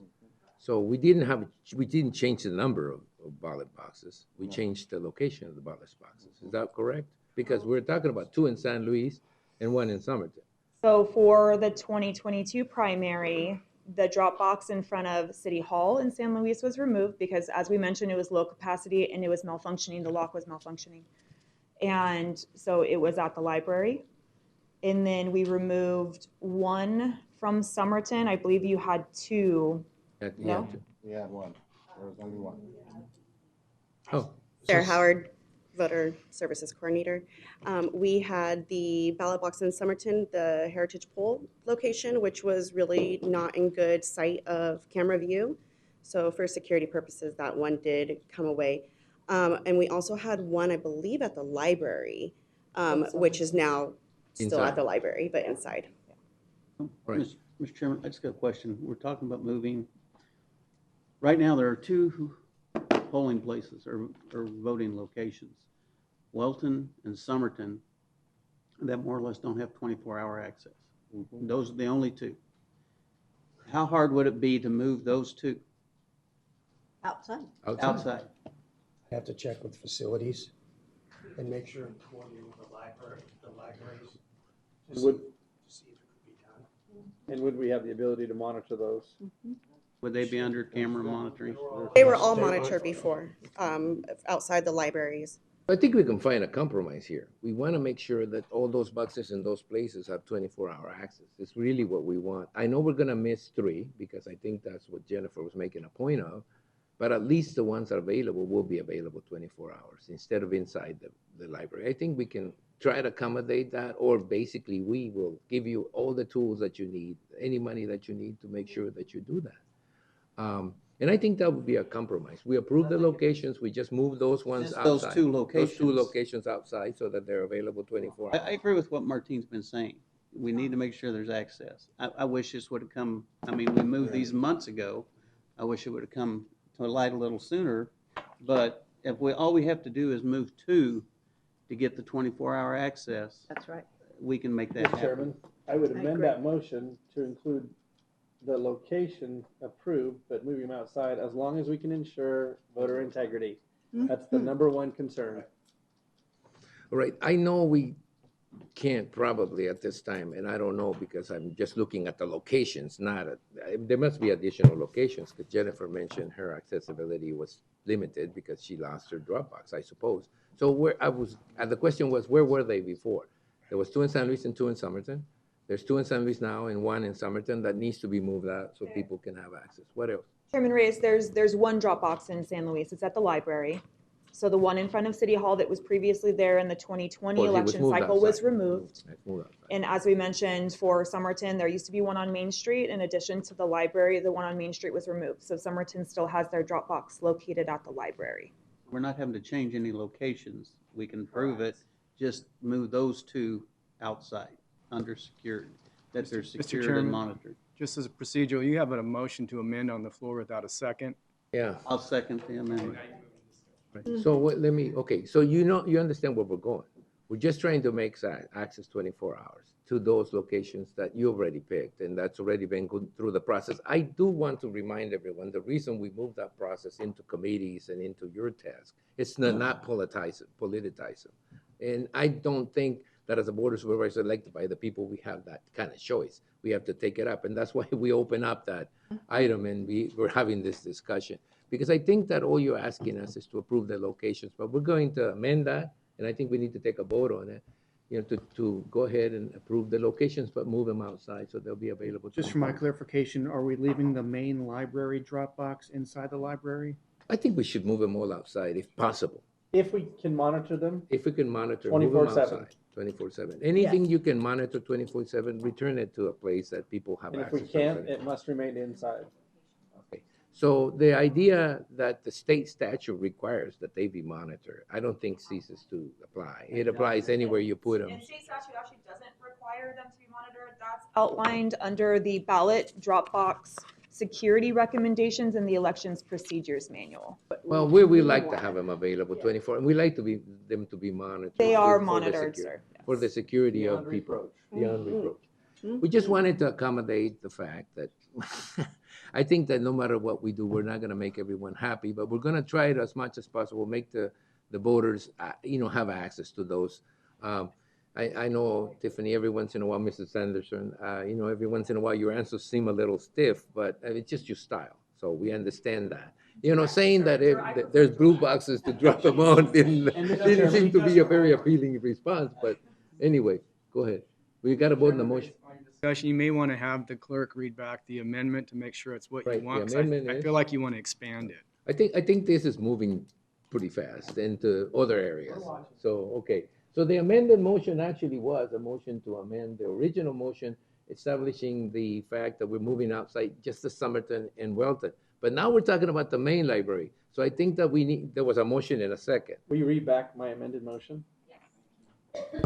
So the amended revised motion was to approve the locations as presented and move 2 ballot boxes outside at the Welton and Somerton locations as long as we can have secure voter integrity. Through video. Right. We want the one at main library as well. That would take another motion to amend the amended motion. Well, let's That's not the amendment you folks want. You can withdraw that amendment and redo a new one. and then we'll I'll vote on the withdraw. amendment. We're gonna work this out, guys, just to give us a little bit of patience. I know. We'll withdraw Mr. Chairman, this. Mr. Chairman, I would make a motion At all. to withdraw, and then I would make a John's new. got something real quick I think he wants to Gotta say. withdraw your motion with the second will fail, then you redo a new amendment. Read the new amendment motion. Okay. I'll withdraw mine. Okay, so now everybody's withdrawn their amended motion, so you can now make a new amended motion. Mr. Chairman, I would make a motion to proceed with the locations as determined with 3 locations being moved from inside to outside, subject to the ability to monitor and secure election integrity on those 3 boxes. Got it. 24/7. Is that understood? 3 locations, right? And I will second that. So we have a motion, and the motion is to move those boxes outside so that they'll be 24, as long as they can be monitored by video and assure that there's somebody watching over them. Little discussion. Is there a little discussion? Just a point of order. Maricopa County has moved all boxes with the exception of 1 inside. And just confirmed that. I think I just want to deal with Yuma County, and I think that the fact is, that's why Pima County. And I wanted to confirm it. All right, call for the question. The question's been called for. So the amended motion is, first, it's motion and second to do just that. Mr. Chairman, you vote on the amendment. I know. That amends your first motion, then you vote on the motion as amended. All right, so we vote on the amendment. All those in favor of the amendment signify by stating aye. Aye. Anybody opposed? The motion carries. Now we'll vote on the original motion with the amendment on it, okay? So that'd be the motion that basically specifies the location and the access 24 hours on all those locations. Not to go into detail, I don't need you to read me that. I think I know what it is. All those in favor of that motion signify by stating aye. Aye. Anybody opposed? Motion carries. Thank you guys for your patience. Thank you, Jennifer, for your patience. And I think we're trying the best we can to accommodate the situation. Just a comment. Somerton had only 1 Dropbox. Until 2020, there was 1 added. And that was because of COVID. Right. So, but it's always had only 1. Right, yeah. I believe that's what I stated. In 2020 general is when the second was added. All right, we're going to go back to pre-COVID situations, but everybody has access to those, okay? Thank you very much, guys. Thank you. Thank you. Oh, thank you all. All right, guys. I feel like taking a 5-minute rest, but no, I'm going to go on. Thank you, Jennifer.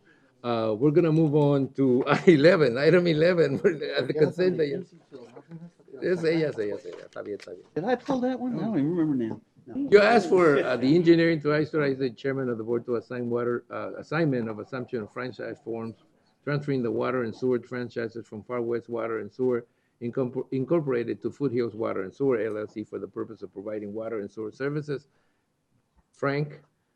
Chairman Reyes, members of the board, I'm here to answer any questions. Garcia? Just kidding. Frank? Main reason I pulled this item was I see Andy was here and his counterpart now, and I just thought he might want to introduce to new management for the company. Sure. Chairman Reyes, members of the board, I'm Andy Capestro. Until last week, I had a big job, general manager of Far West Water and Sewer. On the 5th of October, the assets were sold to Foothills Water and Sewer from Far West. I have with me today Tim Smith, the interim manager. He will be here until probably January, at which time a full-time manager will be appointed. In the meantime, I am going to be consultant to the new company, and I'm going to be here for at least a year. Would you like to tell them about the new company, Tim? Yes, Foothills Water was purchased by Northwest Natural Water out of Oregon. We are in the process of buying water subsidiaries throughout the United States. This is our first venture into Arizona. We are very excited to be here, so we appreciate you guys going ahead and approving our franchise agreement so that we can work in the state of Arizona. So, and hopefully our issue is not nearly as contentious as the last one. Well, let me just say that you didn't say California. You would have said you were from California. It would have been more contentious, but because we have a little bit of a pick a fight with California. Yeah. But no, I think we're okay. I think that bringing in an outside agency to take a look at this is something that we kind of needed to go to the next level. I mean, that's a big city now. Foothills is a large area, and it needs you know, a professional to come in and look at it. I sincerely hope that that's you guys. So that's what we're here for, sir. You want to make a motion to approve as I'll presented? make a motion and we approve item number 11 as presented. Second. I just want to say something. That wasn't contentious. That was actually that was normal, huh? Sanchez would have played. You know, that was fun. So anyway, there's been a motion, a second. No more discussion. All those in favor of the motion signify by stating aye. Aye. Anybody opposed? You guys go ahead. Don't multiply. Just go ahead and deal with it. Take care. Thanks. Thank you, gentlemen. So after getting the consent items worked through, we are now moving into the regular items, which are discussion and action items. And the first one is discussion and possible item regarding updates on contagious infectious diseases, issues, and activities to include a discussion of events and activities occurring at the international border that involve or affect county health and emergency management. There's a lot of stuff happening across the border, not necessarily impacting the health department, but we can get into that some other time. Mrs. Gomez, Diane Gomez, I think I can get your name fully straight out. Good morning, Chair. Health Director. Good morning, Chairman Reyes, members of the board. Diana Gomez, Director of Public Health. Just a reminder, we still have our vaccination clinics Monday through Thursday. You can go ahead and call and make an appointment. We do have the bivalent vaccine available. That's the vaccine that targets the most common Omicron subvariants that are causing the majority of the infections. Just for your record, or for your knowledge, our community level continues to be low. As we have those high events, you know, you will see that fluctuate. We expect that. We're seeing our flu cases and our regular old cold cases go up. And again, that's to be expected. So just a reminder to people, if you're sick, please stay home. Monitor your symptoms. This new Omicron subvariant, the incubation period, so the time from exposure to when you show symptoms is a lot shorter. So be mindful of that. And again, we have those testing kits, those rapid testing kits that are available at the library. So just a reminder for you to go ahead and access those through your library system, which makes them readily available throughout the county. And other things we're doing just because we've seen, you've seen in the news the fentanyl cases and the opioids. And I just wanted to really briefly give you a little update on that as well. We have been providing pouches that deactivate the drugs. They look like this. I just wanted you to show you so you can see how convenient they are. We've been passing them out. It's something that we're going to make available to the public. It looks really small. You put the medication in here, so any medication, and it's not to endorse any particular brand. This is just the one I have on hand. And then it deactivates them.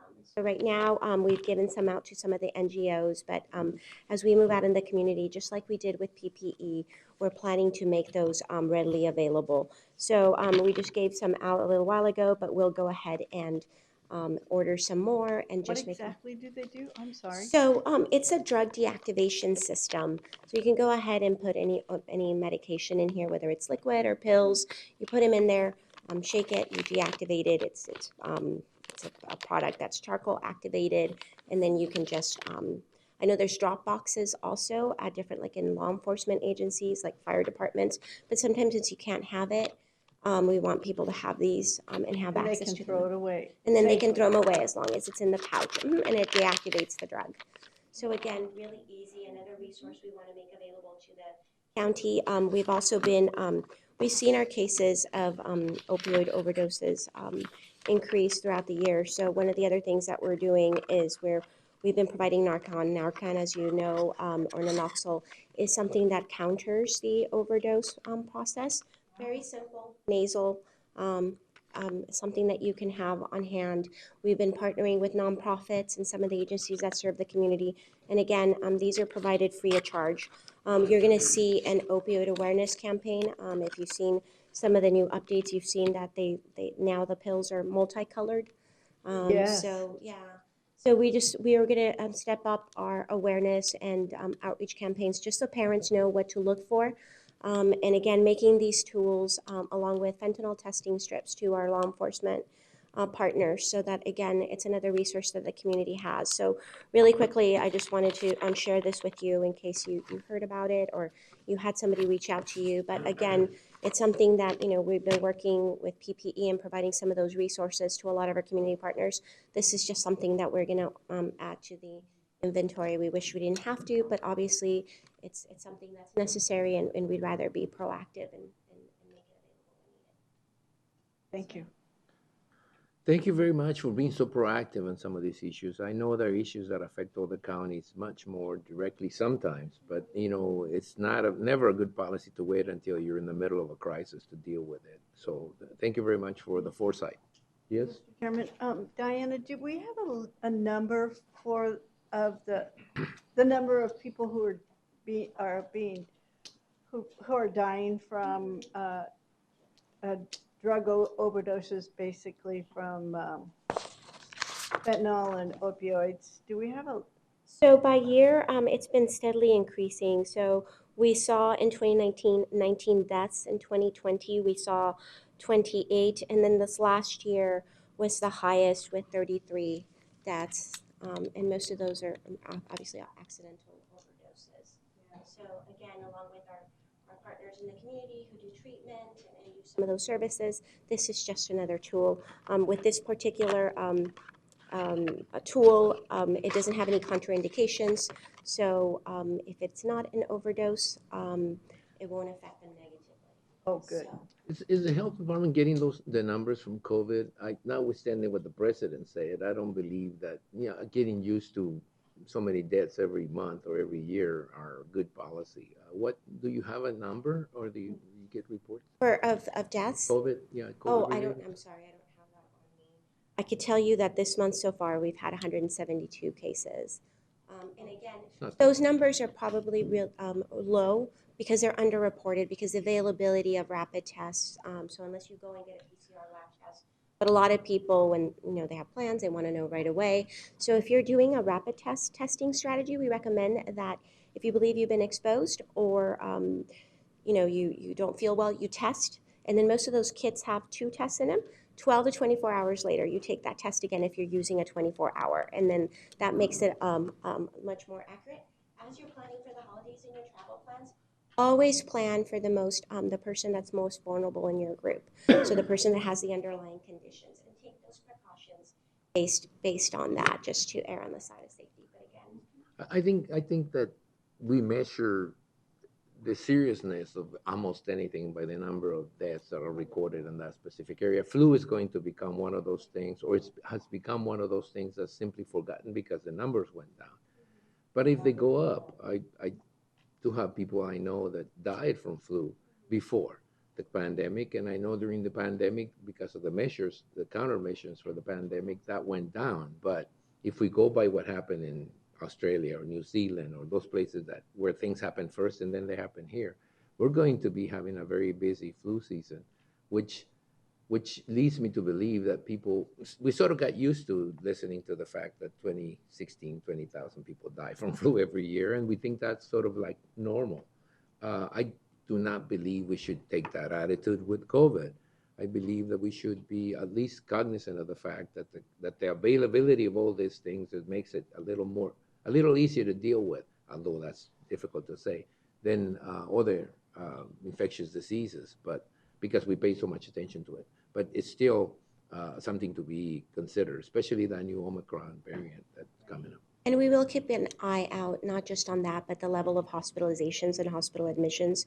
Because as you know, from living here, you saw that number spike of admissions to the hospital normally pre-COVID times. And so again, now with the combination of regular flu and COVID, we're keeping an eye on that as well. Right. Any questions for Diana? Anything else, Diana? No, thank you very much. Thank you for being so patient and waiting that long, but yeah, Thank sometimes you. that's the way it goes. Appreciate Thank you. that. Tony, you have anything?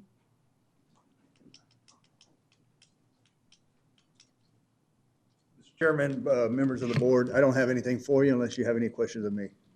No, and I think you guys would probably need to stay for Mr. Highland's report concerning the building, where the building things, where we are with the buildings. I get that question from the health department all the time. Where is the building process at? So we're gonna get an answer, I hope, relatively soon. So Tony, stay for a minute or two, Yes, okay? sir.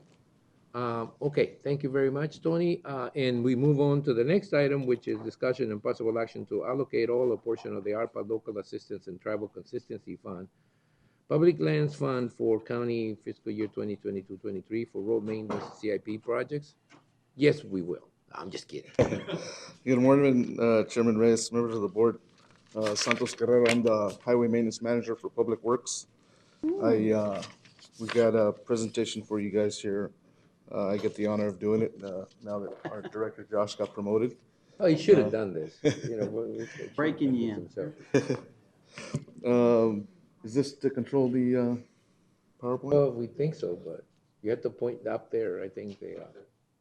So yeah, our asset management specialist put together this PowerPoint that shows where we are as far as budget and why we're here to request more funding for our road maintenance. So currently, right now, we have $2 million available for our road maintenance budget. With inflation and of course, it's affected everybody. We're looking. We need 5.6 million to complete the road maintenance that we had projected. Of course, everything's associated with the cost of oil. So a lot of the price increases of. So let me see if I understand this chart. You have available $2 million. You estimated you were going to need 4, but you need 6, almost 6. Is that basically the story that this tells? Yep. So we're requesting 2.5 million. From the ARPA or the HERF and? From ARPA. 2.5 million on top of stuff that we deferred, capital outlay, equipment and stuff that we've already deferred to try to offset some of the rising costs and stuff. Scott. Mr. Chairman, I just want to maybe set the stage a little bit. So the ARPA money we're talking about is from a public lands counties portion of ARPA. And at the beginning of the budget cycle last year, we estimated that was going to be somewhere around 4.8 million coming Yuma County's way. We've confirmed it's closer to 6 million that we're expecting to get this fiscal year. And that version of ARPA funding has almost no strings attached. I think the only caveat is it cannot be used for lobbying. Otherwise, the county can use that funding for virtually anything they like. Well, if it's available, we're going to try to get it. So continue. Is that it? Yeah, so the next slide here is just a quick overview of what all the cost increases we've. What is C55 1H is? MC250 and CSS 1H are the ones we use the most. So for all our paving, asphalt materials. What's the material? Yeah. Cost of increase. Slurry seals have gone up. Chip seals have gone substantially up, and it's just a variety of all the materials we've used. So you can see. So this is a chart that shows the increases, percentage of increases on different materials you use for road maintenance. Yep. Real quick, the resolution you guys adopted back in 2021, requiring to keep our minimum pavement condition index at 60, and maximum backlog of 20% of roads less than 40 PCI. That one should have had like funding availability on it, right? It's a resolution like asking you guys to maintain a certain level of condition on the road, but I mean, and this is part of that process. How do you do that? The next slide here shows the PCI trends. that, depending on the budgeting, of course, what we'll see over time. If we are able to do the projected projects that we are seeking to do with 5.6 million, we can keep the PCI trend flat across the line. If not, you're gonna start seeing decreases, substantial It's decreases. not a line we want to continue down. And that blue line is what's predicted if we aren't able to get the funding we need for next year. And then the other slide there, the other side there shows the backlog. Okay. That one should also look downward instead of upwards. It's a bigger percentage, but it should begin from zero down. The backlog is the percentage of work we've had to defer. I know. So that goes up. That's why I say it goes up, but in reality, that's worse. Actually, the percentage going up means you're not doing more percentage of the work. Right. So, yeah, just so as Josh stated, the ARPA funds is more like 6 million. So we're requesting 2.5 just to get what we can done, what we had predicted to do as far as road maintenance. But if we get the additional 3.5 for a total of 6 million, we can move these projects that we have put on the back burner for a couple years now. The main one here is the Palomas Road out in Hyder. Is to improve all the low flow crossing, the wash areas out there that we continually have to repair after storms and monsoon season. We spend a lot of time out there, and that road's been, that project's been Postponed. Yes. Yeah. It was projected before COVID, and it's been postponed, and so that's one we really want to get going. Some additional CIP improvements that we had looked to complete that Frank and his crew will do is rehab projects of Pecan Grove and Amador subdivisions off of Avenue C down there. Additional chip seals that we would like to do. Chip seals and the slurry seals are probably the most cost-effective treatments that we can do as far as road maintenance, extend the life of the roads. Frank is also requesting additional funding for right-of-way acquisitions on North Frontage Road. They're still dealing with right-of-way acquisitions there. Too many projects in that district, I'll tell you.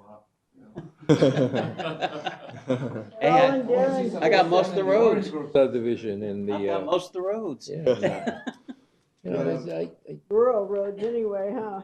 And then when we realized that there was a little more than 4.8 million, it's actually closer to 6 million, we have some designated roads that we can definitely add on and get some more bang for our buck there with the slurry seal, which has been a treatment that we've used for years, and it's really. We're gonna have to hold our vote if they don't put any more projects on our district.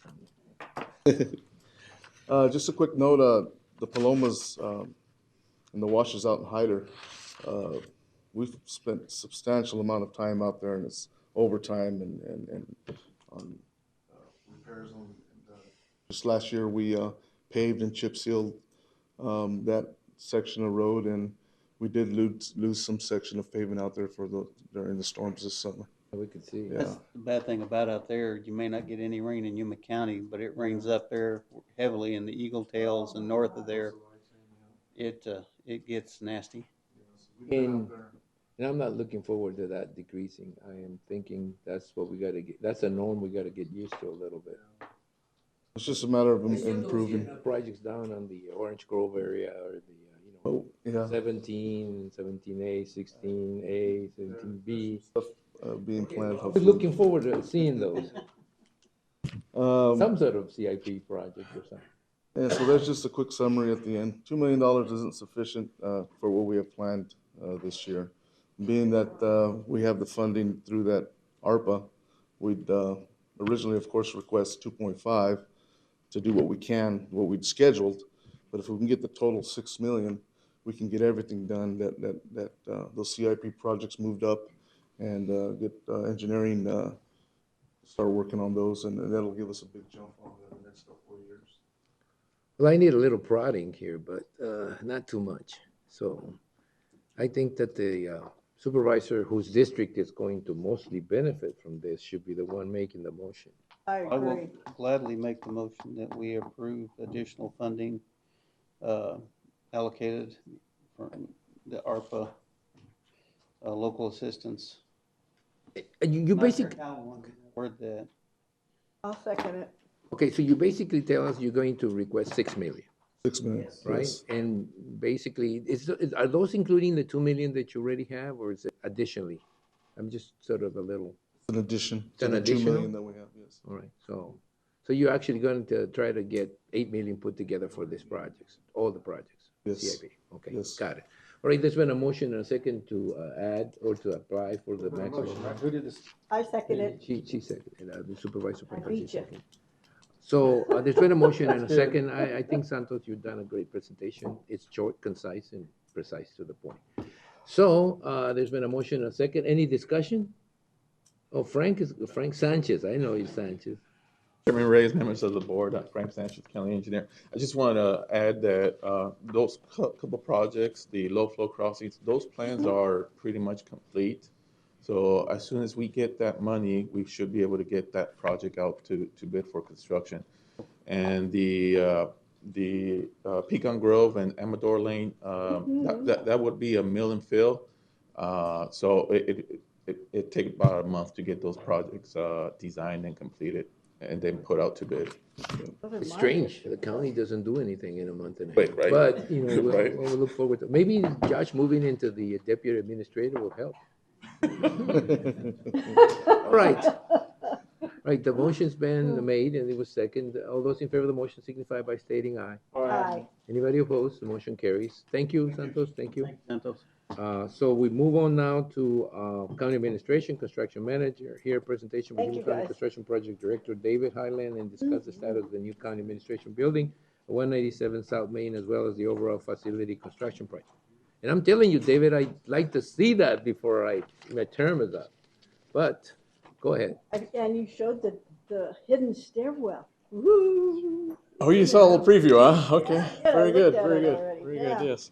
It's Halloween coming up. Thank you and good morning, Chairman Reyes, members of the board, Dave Hillen, Construction Project Director for Yuma County, here with an update and in all likelihood, a slightly overdue update, I think, on the status and forward-looking forecast for the new county administration building project, but also taking a quick look at least one or two of the other proposed projects on the priority list that the board established going back to February this year when I presented the facility master plan. We identified 5 projects to move forward with at that point in time. So I'll touch briefly on one or two of those.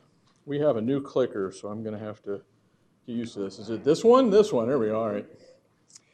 So starting off with, of course, the new county administration building project, and you know, I've heard some comments recently about what exactly is going on. It seems like there's nothing happening with this project. Why is that building still standing over there across the street? How come it hasn't been torn down? That sort of thing. So kind of emphasize the fact that it's important for me to be able to come before the board and provide an update of what is going on. There's quite a lot of activity happening, even though it may not be highly visible, and it's important that we communicate that to all interested parties.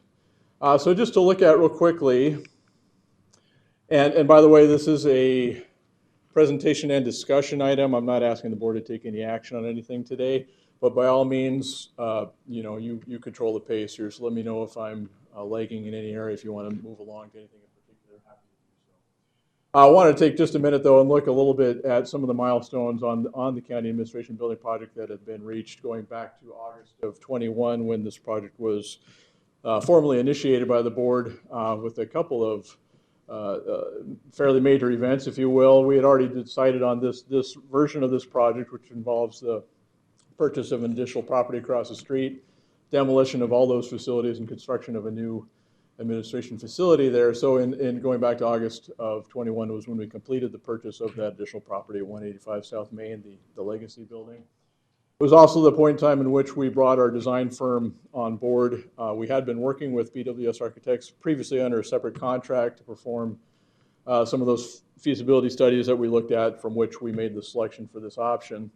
But then in August of 21, we signed them onto the full contract along with their 6 consultant engineering firms to launch into the next phases of design on this particular project. So they completed their feasibility studies, concept design, and moved immediately into the space programming phase. And then from there into the schematic design phase, which was completed in June of this year, and now the design development phase, which they just wrapped up. I'll touch on that briefly on the next slide here in October. We also, going back to August of last year, we brought our original project management team on board, and for a couple of reasons, they were not able to continue. And so then moving forward to this June of this last year, we made what's turning out to be a very wise move, I think, in signing Kitchell on board. And I do have Kevin Vandermolen here representing Kitchell with us. If you have any questions for Kevin, I know he'd be happy to respond. But again, they're providing that project management, construction management, and owner's rep services, essentially supporting the county and my office in kind of corralling, herding cats, if you will, and keeping this thing moving forward in a orderly fashion. And then maybe, as a reminder, this is a construction manager at risk, or CMAR, delivered project, which really involves those 3 equal. We think of it as the analogy of a 3-legged stool, all parts equal. So we have the owner and the owner's rep on one leg of that stool. We have the design team, BWS and their consultants, on another leg, and then the contractors themselves, which was Pilkington Construction, as that 3rd leg. Of course, one of the big benefits of going CM at risk is that you get that construction team on board early, and they're an integral part of that whole. It's really a nice collaborative effort, getting their input into issues with constructability and means and methods. And of course, they're next on the line to deliver a guaranteed maximum price proposal, so they want to know all the details of the design going in.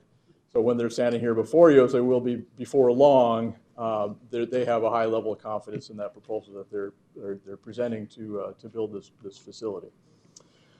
And then, of course, along the way too, these are really essentially 3 decent-sized projects within this overall project, and that involves relocating the former tenants of the facility across the street to their new temporary long-term locations. Going back almost exactly a year now, October of last year is when we moved the treasurer out from the facility to where they are now up on 4th Avenue. That was followed by the relocation of the assessor's office in February of this year, and then, of course, we completed the purchase of the property here at 102 South Main, the former Hofstadter office supply building, and we're able to move recorder and election services into that facility in May of this year. And then really kind of thinking through this whole process, and again, like I said, we all kind of have our heads down and working away and bringing more and more groups into this project, getting involved, getting signed on the bottom line and whatnot. And I started thinking about all the different groups that are a part of this project, either have been already, are currently, or just getting signed up right now. And I realized that we're sitting at 22 different firms involved in this one project. I thought that was fairly interesting to really kind of pause and consider that for a little bit. And I even went ahead, along with 3 committees, of course, I can't do all this on my own for the county. So you have 27 slides to get through. This is like number 2. I better hurry. Okay, so this is just a quick graphic. I'm not going to go through this one, but I just want to kind of graphically represent all those different firms and committees that are involved with this project. We know it took us a long time to get here, and you have a great team. You need to move on to what we're at. Because fair enough. Let's move forward. So starting from here and looking forward here, where our design team is currently and going forward, BWS, along with local architect Chris Thompson. Just this past week, they completed their presentation to the Historic Review Commission, and the presentation went off without a hitch. The commission was very enthusiastic and supportive of this project and approved it without any further comment. That was just on the 12th, which was, I believe, last Wednesday. Also, just recently completed as of Thursday was the design development phase of the package, and so those documents have now been made available to the county and are currently being reviewed by the team. The architects will be here on site on November the 3rd to meet with our full design review team as well as with our smaller team to review those, to present the documents and to review them and receive comments back before we launch into the next phase. So the next phase of design is the construction document phase, or CD phase. That will start immediately after this review period, so the first part of November, and carry us through March of 2023, at which time we'll have a full set of construction documents that are ready to be submitted for construction permit. However, what's also happening right now and isn't necessarily separated out here on the slide is that we are also developing our demolition package documents and what we call the site preparation or make ready package. That is on track to be completed by the end of October and be submitted for demolition permit going into November. So depending on the length of time needed for the city to review and approve that permit, we'll be in theory ready to start the demolition phase before the end of the year. I'll talk about that a little bit on the next slide. And then with the completion of the CD package, then we'll be able to submit for permit going into April of next year. Of course, one of our goals is really to once we start construction and starting with the demolition of the building across the street, we want to be able to show a linear line of construction activity all the way through completion. So we're looking for ways to show that continuous progression once we get started. On the construction side itself, here we're talking about Pilkington and the CMAR. Of course, they were awarded in June of this year for the pre-construction, well, the master agreement that carries all the way through, but also the pre-construction phase services. So what they have been doing and are doing currently includes starting off with the schematic design phase documents. They developed a cost estimate, and you'll see how that plays into the overall project budget here in the next slide or two. That now gets updated as we have received those DD phase documents, and they'll update their cost estimate based on those current drawings. They, of course, working closely with Kevin and the rest of the team, are integrally involved in developing the master schedule and providing input into the length of various phases of the construction work going forward all the way through the end. They also are working hand in hand with our geotech as they work to fully understand the existing conditions of the site across the street, both existing structural facilities as well as the earthwork underneath the facility. So, and I kind of highlighted the site conditions investigation and selective demolition there because, you know, it's important to kind of look at the value of making sure you really understand what you're working with before you get too far, so as not to further delay the project or add additional costs onto the project. And Supervisor Pancrazzi mentioned the Stairway to Nowhere. You'll see that as it ties into this topic here on the next slide. And of course, they're working closely with the city as they start developing their site logistics plan and working with utilities such as APS as we're working moving forward to relocate power service to the facility on the main lane side of the building and other consultants as well. So again, you know, what I mentioned earlier here, you see at the bottom our proposed schedule, if you will, for Pilkington. We hope to have them here in December before the board with that demolition package GMP. So that'll be, at any time we present a GMP proposal, the expectation is that we are showing the board what the full project anticipated cost will be, and this GMP in particular as a portion of that overall. So it's not you know, a separate item, and you're able to see how it fits into the overall picture. And then again, as the construction documents are completed and approved, and we're ready to go into vertical construction, then we anticipate a May 23 GMP proposal for the big piece of the construction package itself. Now that we're still in discussion about whether it would be appropriate to include sort of a bridge GMP, if you will. And again, this goes back to what I was saying about trying to keep that level of construction activity continuous all the way through from the start of demo through completion. So it may just be appropriate to come back with somewhere February, March timeframe with a foundation and footing package if we're not able to include that with the initial demo and site package GMP, so that we can roll straight from demolition into preparing the site for that for the foundation and footings before getting into the major main construction package. I touched on this. Well, you saw this a little bit briefly. Again, this is these are all the different firms that the county is contracting with directly to provide their services. Sort of, again, these are almost like projects within the overall project. I won't go through each of these, but you get an idea that we will be here before the board to looking for approval for contracts such as the AV and studio package, security systems and low voltage package, et cetera. So that's all factored into the overall project budget, and we'll present that when ready. So that's something that we're working on currently, getting these firms lined up and ready to to move forward. There they are. Yeah, so going back to the emphasis on the importance of selective demolition and site investigation. Obviously, you know, one of our goals is to minimize any sort of surprises. So when we start in and really start taking down the buildings, you know, we know what to expect and how that may impact schedules and budgets and whatnot going forward. So this is current, of course, is going on and not really visible from the outside, but this is in the basement of the southern two buildings across the way. And just an example of sort of some of the interesting things we run into. On the left-hand side, you'll see a section of basement floor right adjacent to one of the structural columns. And we expected to open up the floor and see one layer of floor. Do I have a pointer? I do.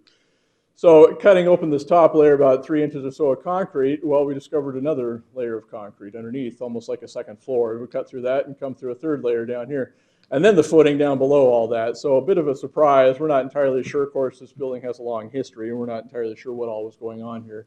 It appears that there was some sort of vault or tank or something that back in the day that we just happened to end up with a column stuck right in the middle of it, if you will. Skeletons.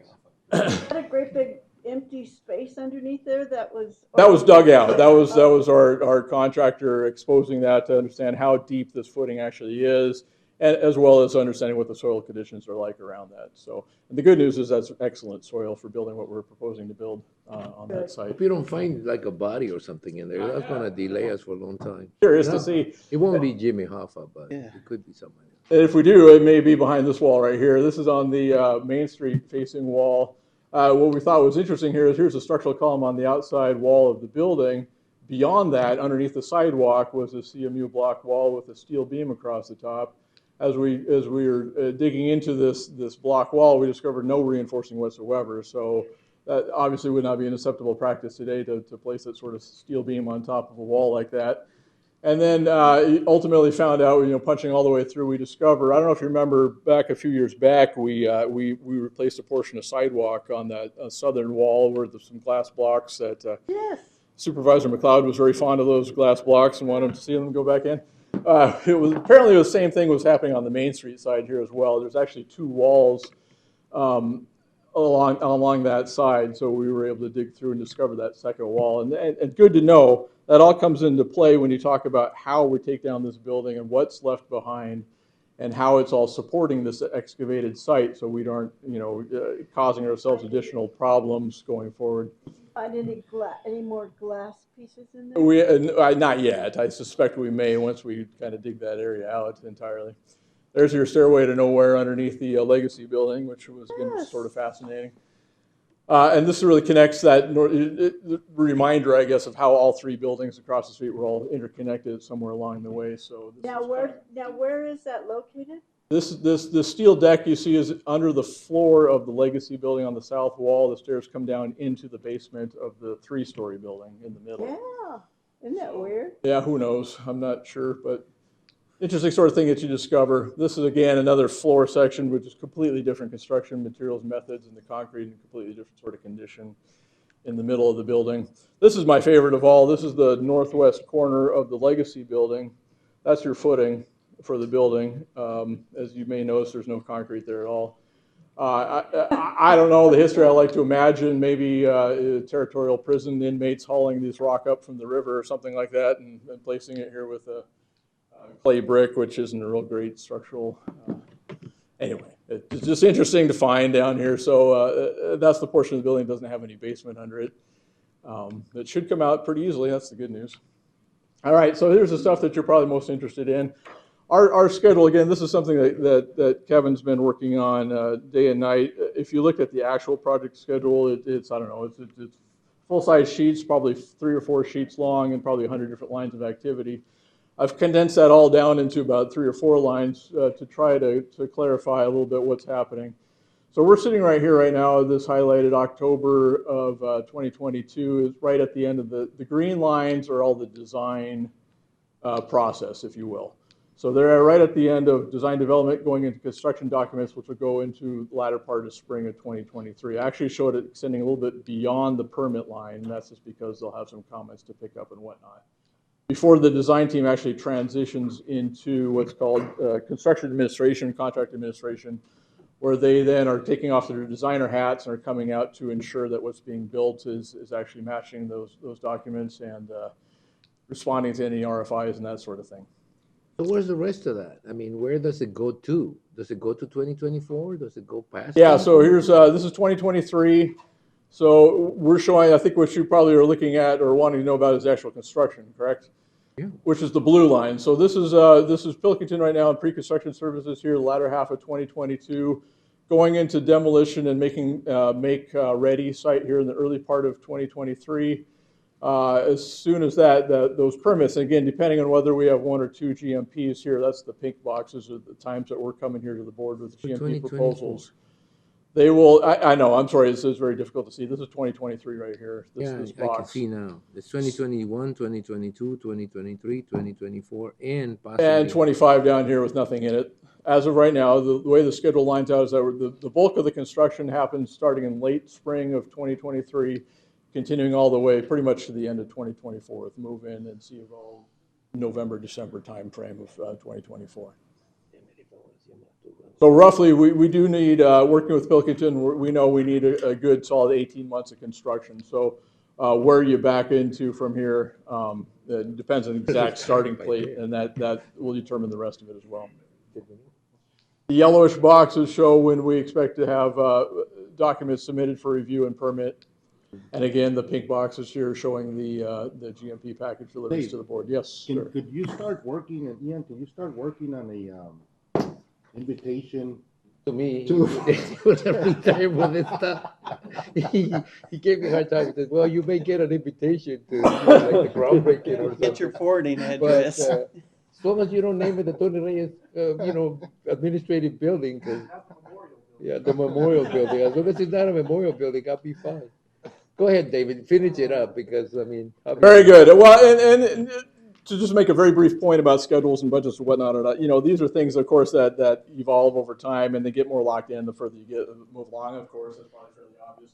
I think we're at a point now with the delivery of the DD package of design where our confidence level in both the schedule and the overall project budget is I recommend you move it past the picture side is high. to the graph side so we can get through this because it's taking 20 minutes to get here. I know. Way. I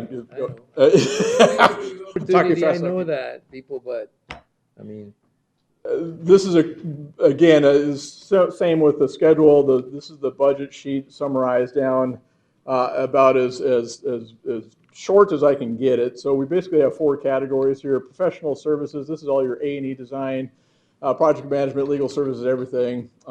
Looking at about 2.8 or so through completion. These are all those direct contracted to the owner services, whether it's those contracts I mentioned, such as AV or quality control, commissioning, et cetera, et cetera, et cetera. Along with our permit costs and plan review and impact fees and that sort of thing. Also, just a little shade under 2.8 here.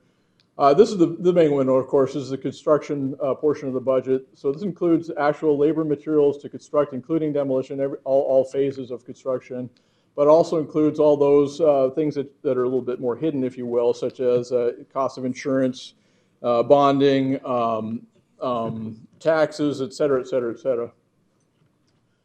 And all this together, we're just a smidge under 40 million right now. So that's the bulk of the package, and then running at about a 10% of the labor and materials for contingency, which is at about 3.5, 3.3, 3.4. And again, some massaging of the numbers just to make it come out, but this is the confidence level is there to where I feel like we can bring this project in at a max cap of 49 million. I got 19 here, so I was like, oh, I can't believe it. Oh, I think you're looking at the next project. Yeah, that'd be nice. No, he didn't finish it. He didn't look at the right chart. The right chart says story project cost to complete 49 million. That's the right chart. And it's going to be like San So this is, and this is just going back as we establish early budgets and whatnot. As you get more information, of course, and things, begin to fall into place, and your confidence level in the numbers starts to go up. early on, all you can really do is look at comparable projects and say, okay, a similar project like this cost what? And it's usually calculated at a cost per square foot price. So when you look at where we started, we were, pre-COVID or even early COVID times, we were talking at about roughly, looking at the construction costs here itself, we were anticipating somewhere in the neighborhood of $300 per square foot. As you can see now, $40 million, and this is a 100,000 square foot building. It's pretty easy math. We're sitting pretty much exactly at $400 per square foot of construction costs. And that's just, it's still a little bit hard to grasp, but it is just one of those things that is a direct result of everything that went on with the pandemic and ongoing supply chain issues and labor shortages, et cetera, driving that number up. The good news is we saw a historic spike in late 2021, early part of 2022. It appears that spike has plateaued to some degree, and we're hopeful. Nobody has that perfect crystal ball, to guess. Down before we're done? We're hopeful. That's all we can say. Is that what we do know is that the number of newly funded non-residential construction projects is dropping. So not as many people are initiating new construction projects right now. There is a chance that as that production of materials continues to go up, that the cost of those materials may come down since the demand in all likelihood will start to drop. It's been 100 years in the making, from what I see. So, fingers crossed, but I do. that was a signal for you that you need to speed it up. Yeah. Well, There's a lot going on here, and it's very difficult to condense it. I honestly am. I know, but and I don't know what's important to who, so I want to make sure everything is getting covered to everybody. So. That was my writing 100 years ago when I thought about this project and decided, okay, thinking about it. Well, he had his own project back then. So, but the way it looks, I'll be 100 by the time it gets done. I'm just kidding, David. Keep going. I just bring this up again. It's been discussed a little bit. I don't know if there's any questions about what's being done about this. I just wanted to mention. Sure, that was Lenore Stewart putting that sign there, so we'd see it. I did have a conversation with Bruce Gwynn, and he mentioned that she had invited him over to look at it and lend his opinion that he feels like it probably is an authentic signature. We're working with Pilkington to devise a plan to attempt, and Bruce was very understanding of this. He understood the situation and said that if you're not able to salvage the signature, that's understandable. Where is the signature? I don't even see it. It's on a wall. Oh. Well, it's, yeah. Yeah, this is on a column, a structural column, and unfortunately, it's directly on the line between the southernmost building and the center building. And I have a lot of concern that as a 3-story building comes down, that there will be a certain amount of torque pressure on this that likely will just splinter. That concrete is not structurally sound really at all. Take a lot of pictures. We are going to actually hire a professional photographer to get a good picture of it beforehand, and then they're going to wrap it to the best of their ability and strap it all together and try to hold it together while everything else is being demolished and see if we can salvage it. And I'm not sure what we'll do with it after the fact if we do, but anyway. Right. But as you notice, yeah, October 23rd, that's what, about 6 days away to 100-year anniversary of this signature. So. Wow. Before you move on, Hill, you're here. I hope you sold enough bonds for this stuff. I was just going to say that, yes, we do have CFO Gil Villegas. I talked to him frequently about this.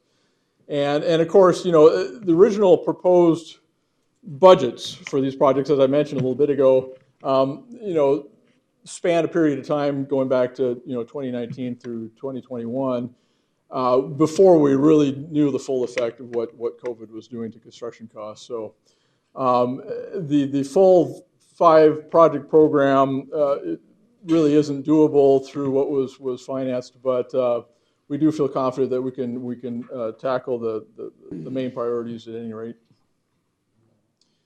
That's the last slide for the administration building project. Is there any question or anything you want to know more about that? Oh, thank you. That's pretty good. I mean, this was the project. It was made very clear to me that it wasn't really project number 1, project number 2, but more like 1A and 1B, that the health department facility is very important to see.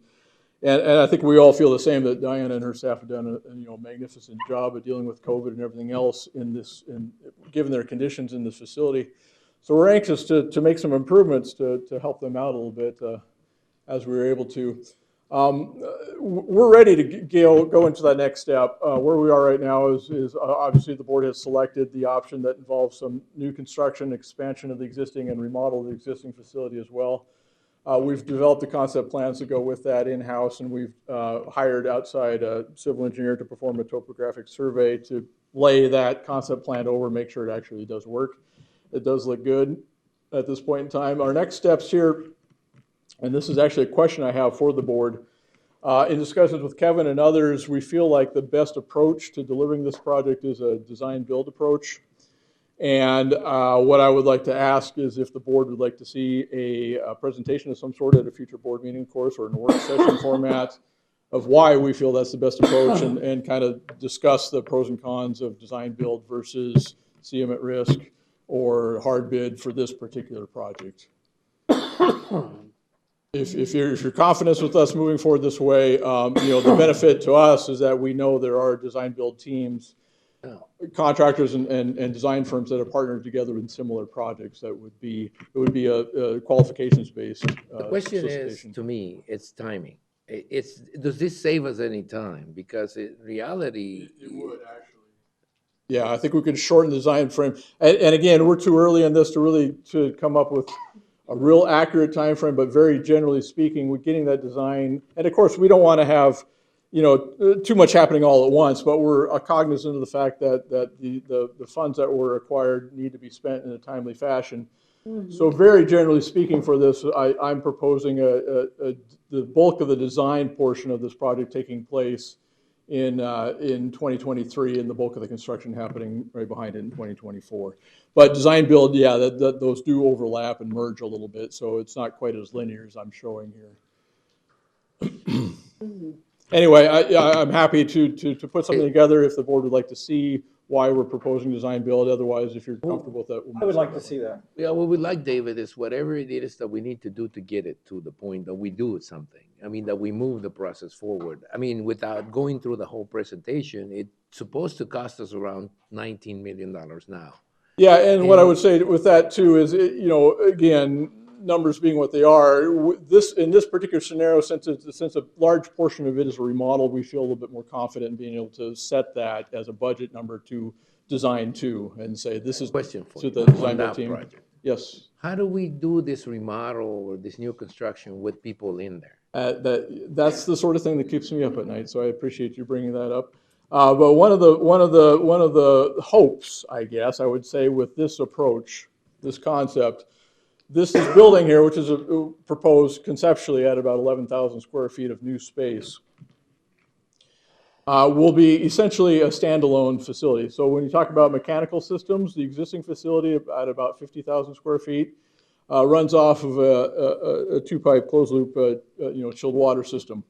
That would remain the same. We'd look to see if that could expand into here. But for this building down here, this would standalone package units on the roof. And a new electrical service. The plumbing conveniently comes right into this area anyway. It's easily accessible back out here. So this part of the building can operate on its own. What that means for us is that, in theory, and it's going to take some, it's kind of a chess game thing, moving pieces, right time, right place. But say, for example, we were to relocate this portion of the building out of here into this space, if it was essentially sort of a generic setup while this space is being renovated. That way, and we can keep easy access into the space from the public parking side. It would be inconvenient. It'll be noisy and dusty for other people in the building, but it's doable. And we can continue to move people around in that fashion, whether it's then move this group into here, move them back, or however it is. That all needs to be worked out. But we're essentially building ourselves that, we call it swing space, when you're swinging somebody out of the way to fix their area or build that new space and then swinging them back. So the way you look at it is you don't look at moving them to another site, you look at moving them within the site to the new remodel areas and remodeling the rest when you move them out. So it's just like moving the people in the same site. The thinking is that the majority would be accomplished that way. I think there may be some need. We've talked a little bit about some available existing space where we could maybe temporarily, for example, administration staff, maybe they don't all need to be on site and could move off site. The other one, the multi-use facility, multi-department facility, that's supposed to cost $11 million, and it's supposed to move a lot of people in there. Mm-hmm. Are you at all considering starting all at the same time? I mean, I know it's a lot of projects, but I mean, if you start them in a sequence like you're trying to do right now, it could take us 6 years, 8 years, 10 years to get these projects done. I don't even see the U of A expansion here. Do you have it here?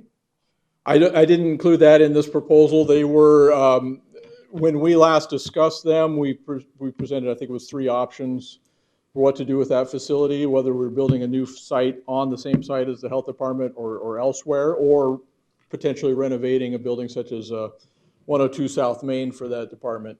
So the board selected a new facility on the health department site. That's Well, we need to, we need I somewhere. thought we were moving them back to 8th Street. They had their own land and we Yeah. were building. The legal did not allow that to move forward as it. We did, I did. I was that. still under the assumption that I we was were under doing the that. assumption we're doing a building on 8th Street. So legal said you can't build it on a site that isn't ours, or what was the issue? Basically, I think Bill's not here anymore. Yeah, as I recall, it was more an issue of how it would be essentially gifting the funds. Well, we to don't do that have to, but we could put them in that location and simply have them do like a $1 lease a year type of thing, and we would lease them the site. But I mean, the idea was to have the health department have all the space they need without having to deal with sharing space. And the idea that I'm left with, and I think is the same one that you're thinking of, was that we were going to try to build them a $2 million facility in a new site, because they had the site. And obviously to us, it was better for them to be where the what do you call it? The U of A. Yeah, the Ag Center is. That's the last I've heard of it. And I didn't realize that the legal had a problem with it or what the problem was. I'll pull up the legal opinion and send it to Ian McGahee, and he can share that with you. Right, so we Mr. Chairman, yes? Can we get an opinion from our county attorney while he's here, if that's? I don't think he's doing it. I think Bill is doing it. Bill was isn't doing But if it. that's a course that we can pursue. I think the issue really surrounded having a county building on land that's not owned by the county, but the opinion was in more detail. So we'll get that. Well, we can always have U of A deed the county the land, build the building and lease it to them for a sort of small amount. Again, I'm gonna have to go back and confer with that opinion and. Okay, all right, well, I was under the assumption we're going to build them a separate building, and when I didn't see it here, I thought, well, it's just simply because it's not a priority, but we need to get back to, because I don't know, were you thinking, I mean, the health director is here, were you thinking that we were building the original remodel to actually have, Diana's here? We had proposed, what we had settled on was that this northeast corner would be the site, and these trailers would shift to the west a little bit. So we So essentially we're carved out a moving the U of corner. A to the same side, we're just taking out and don't we have like a legal obligation? Diana, would you Yes, come over we do forward? have a legal. Don't we have like a obligation. legal obligation to have like a site, like a tuberculosis site, or did we do that because we wanted to? We are, yes, required to provide space for them. So how do we do that? We move them out of there and then we build a site for the U of A, and then what would we do with the tuberculosis requirement? So, I mean, our challenge was just space, and the expansion is taking up additional space. When we were looking into the model, and I know Steve and I have been working on some stuff, one of the things was, for example, the use of the open, I mean, we just had challenges before pre-COVID, and we've been sharing space with the U of A for a while now. We're really lucky that the U of A has an expansive footprint here, so I don't know what the final plan was. They have the Ag Center, they have the Research Center in Somerton, they have the footprint down by the college, and I think they have some space downtown. So I'm not familiar, but for us, even the expansion, we drove those, had those very successful clinics in that space. We were talking, we need a storage facility, we have the TB housing. So right now, every inch that we have is being used. And Yes, so even, yeah. we haven't had the ability to expand programming or some of the challenges we have evolving, enhancing some programs. And I know everybody's looking for the same thing. We're trying to be proactive with what we do as well. And we've done the best with what we have. And I know Dave and I have sat down and talked about what the future needs are. And I know that when we had the building initially and we first moved into it, we ran into space needs immediately. And so I'm trying to prevent that from happening in the future because of all the resources, obviously, that are going in there.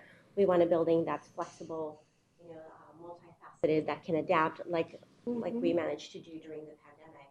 And the staff's really excited about the expansion. We've seen our clinical partners expand. We've seen the hospital. We've seen the nonprofits, the clinics like Sunset. And so we're patiently waiting for our turn to kind of expand. So ideally, We would prefer to be a health first response, complex, because that keeps everything centralized for us. And with the expansion needing some of that space. Well, So and does the it- U of A would probably, and the Extension Service would probably love to be down by the U of A Ag Center, but They were absolutely open to the idea. I think that was their first choice as well. And I think if I may, maybe what we need to do is kind of regroup and present those options again to the steering committee and look for the best option moving forward and bring that back to the board. All right, I just want to bring the issue up because I didn't see it here, and so when I didn't see it, does that mean $19 million include anything set aside for the U of A, or was it just a simple remodel, rebuild type of thing? So, yes. Quickly, and I defer to Finance Director Gil Villegas if he wants to add anything, but yeah. our original budget for all these projects is not realistic anymore with the costs that we've seen. So now we're at a place where we need to prioritize. We can do 197, we can do the health, and the other ones, we kind of have to wait and see what the costs are actually going to be. Well, if you want to add anything. Chairman, members of the board, Gil Villegas, Chief Financial Officer. Just to give you an update on the recent bond that we did, based on the speculations of the new numbers. Originally, during our budget, we were looking at issuing $52 million worth of bonds. But after we saw everything was going up, we went ahead and we issued $60 million. So right now, in the trustee, we just closed this late September. We have $60 million in our trustee ready to be used. At the same time, during our budget process, if the board recall, we set aside around $10.5 million to go against debt. Those are additional funds that can be used. So we are estimating, based on the new numbers, probably the main building and probably the health building should be enough money there to cover it. But this is going to give us time. We're about to go into our next budget cycle, so we can start prioritizing about what we want to do and how much money we want to spend. well, I knew that the way that the budgets look right now, and look, I am one of those people who believe that time isn't in your side. Even if inflation stops going up and things slow down, they normally don't go down. Well, unless it's wood every once in a while. But roofing costs, everything goes up and stays up. So, this new budget, it's like, I'll give you an example. The project of the city of San Luis was $67 million when I left it. It is now $300 million. It's not enough. So, we've been sort of delaying this last building to build it because we thought, okay, well, let's build everything for everybody. Now we're dealing with the fact that costs have gone up. We're plugging in, not just in, we're plugging in 10%, 12%, 15%. We're plugging in contingencies in the range of $3-4 million. This is a huge project that's getting more and more expensive as time goes by. And that is the reason we wanted a report, because we wanted to see where that was at.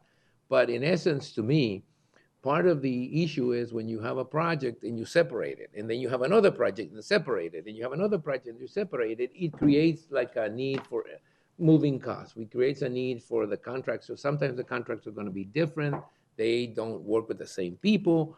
So the only thing I could suggest is that whatever we're going to do with the money we have right now, let's get it on. Let's try to move this as fast as we can, join those projects together, try to get them out there, David, as soon as we can, because I don't believe that waiting is going to help us. I think the pressures that we have right now may decrease. I know housing has decreased, but the cost increases are not going down that substantially to believe that we're going to save money if we wait. It's not going to happen. I've never seen that happen, really. Mr. Chairman, I forgot to mention a $2 million commitment from the health department so we can expedite this project. That's like what, 2%? No, I'm just kidding. That's like 10% of the project. But that may be able to build the U of A extension if we build the shell and then, do something. But I think that we need to consider that. We need to consider that as part of the cost, and we need to find out if legally we can undertake that task. Because if I'd like to do something for the health department, I'd like to do whatever it is that you think you need for now and say 10, 20 years down the road. And if that means, that the U of A wants to have their own location, and we should look at that. Legally, we may not be able to because of what I hear, but if we can legally do it, then we'll ask, instead of asking the question, can we legally do it? We should ask the question, how can we do it legally? Instead of saying, can we do it legally? Because that question is always answered with a straight, if you want to do it the way you want to do it, no. But if you can do it, how can you do it? So that question needs to be asked. David, this was great. I mean, I just wanted to know where we were. You have explained it to me. It's not that we think, or I don't think anyone thinks that nothing's happening. We know things are happening. We just wanted to sort of get a sense of where everything was at because of the concerns that we have with inflationary pressures, cost increase, and it's been certainly proven to be the case. Now, when I see the rest of your presentation, I see pictures of the Yuma County Administration Building. I see the layouts. I see how the building is going to be laid out. I see some pictures. Is there any new information you're going to provide us with other than the ones that we've seen before? I mean, No, we've you seen all have this. seen these. These floor plans actually were from about 50% DD phase. This is what was submitted for the HRC review. But they represent essentially what was seen in the schematic design, which was more along the lines of this. So the board has seen those before. And again, the elevations you've seen as well. Having just received the DD set, Nice. They're nice pictures. And Especially the birds. I It's a nice invited Supervisor Simmons and Porteous to the review with the team as members of that steering committee on November the 3rd. So obviously, I'm limited on how many of you I can invite to a meeting. like a little balcony there, because I mean, it could be a little depressing for some people on the third floor.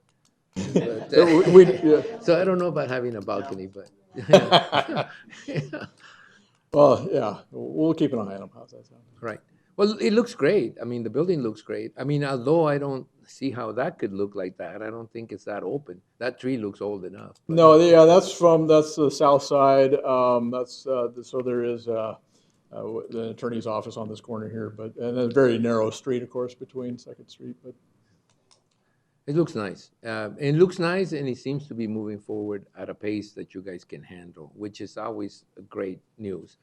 The bad news is that it's increasing in cost just as we speak. So, like I said, expediency is more than necessary because of the cost, in as much as some of us would like to see it done sometime within the time frames that we talk about.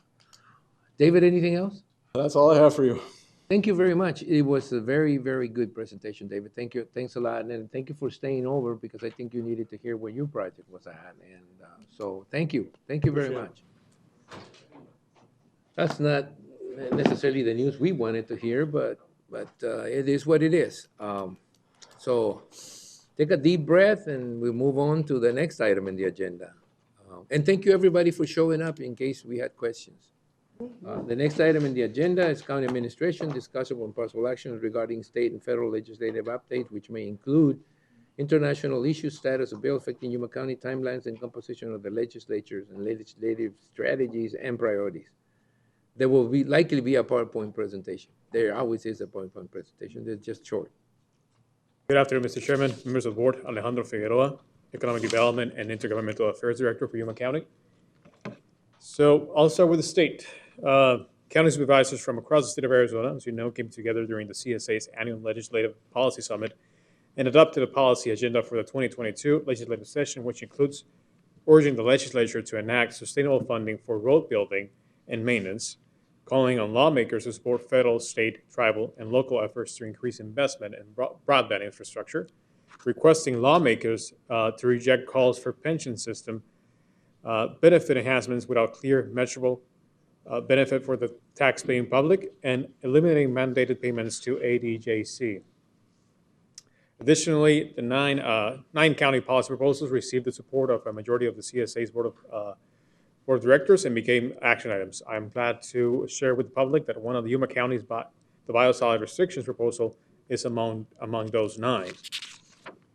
Would you like me to go over the Thank you, Darren. No, what I'd like you to do is once the meeting's over, sort of forward that information to the board, so that they have it in paper. I know you have it on the board, you have a PowerPoint presentation. Just sort of print it so we can get it Got and it. go over that. So yeah, I mean, we have the mental health evaluation passed, school district legal representation, county completed project thresholds, medical examiner safety equipment funding, taxpayer protection, strengthening the public health authority, fortify public safety, core system financial responsibility, and lastly, again, our very own biosolid restrictions proposal. And I want to emphasize, Alex, that this is sort of like the agenda for the CSA to pursue or to, you know, that's what all of us counties agreed were county issues that needed to be in the agenda for CSA to support or guide. It's not in any way, shape, or form what's going to happen. It is what they will likely support if those bills come up to be discussed at the legislature. So the purpose of it was to meet, agree on what all county, well, the majority. As a matter of fact, it takes a supermajority to get them through, which makes them a little more difficult if they're not statewide. But you know, I do want to thank you and the staff that prepared that presentation, because it's a crapshoot. It really sometimes it doesn't matter how solid your presentation is whether you get the rest of the counties convinced it's important to them. So biosolid was something that I thought was a little more difficult than the tire waste thing, and it turned out to be the one they approved was the biosolid one. I think we scared them enough. We scared the crap out of them. So, you know, I think again, this is reflective of the work that is done by both the supervisors and the staff in trying to get this through that highly politicized environment that we go through every year. But at the end of the day, it was worth undertaking it, and I want to thank the supervisors who supported it, all supported it, and the staff who prepared it, and I guess the rest of the CSA board, or not board, but actually members that voted for it. I was a little surprised the waste tire thing didn't go through, but that is not necessarily a function of what happened. It's why it happened and the way. The only thing I want to say, Alex, is that if we're going to be able to get those projects through, we need to talk to CSA about allowing us to make those presentations to the bigger counties and the smaller counties, because it's very difficult to convince them in that setting that we have at the end where they're voting. Yes. Because we don't know where they're at. We don't know. All of us want to get out of there quickly. It might not be the right time to be asking questions. We're supposed to ask questions before, but also not allowing us to put those items in front of the larger counties or the smaller counties puts us in a situation where we don't know where they're going to be, and at the end we don't even ask, why didn't you vote for it anymore, because who knows what's in their mind. But we need to talk to CSA about the possibility of allowing counties to sort of present their items in a more concise way, at least answer questions if there's any.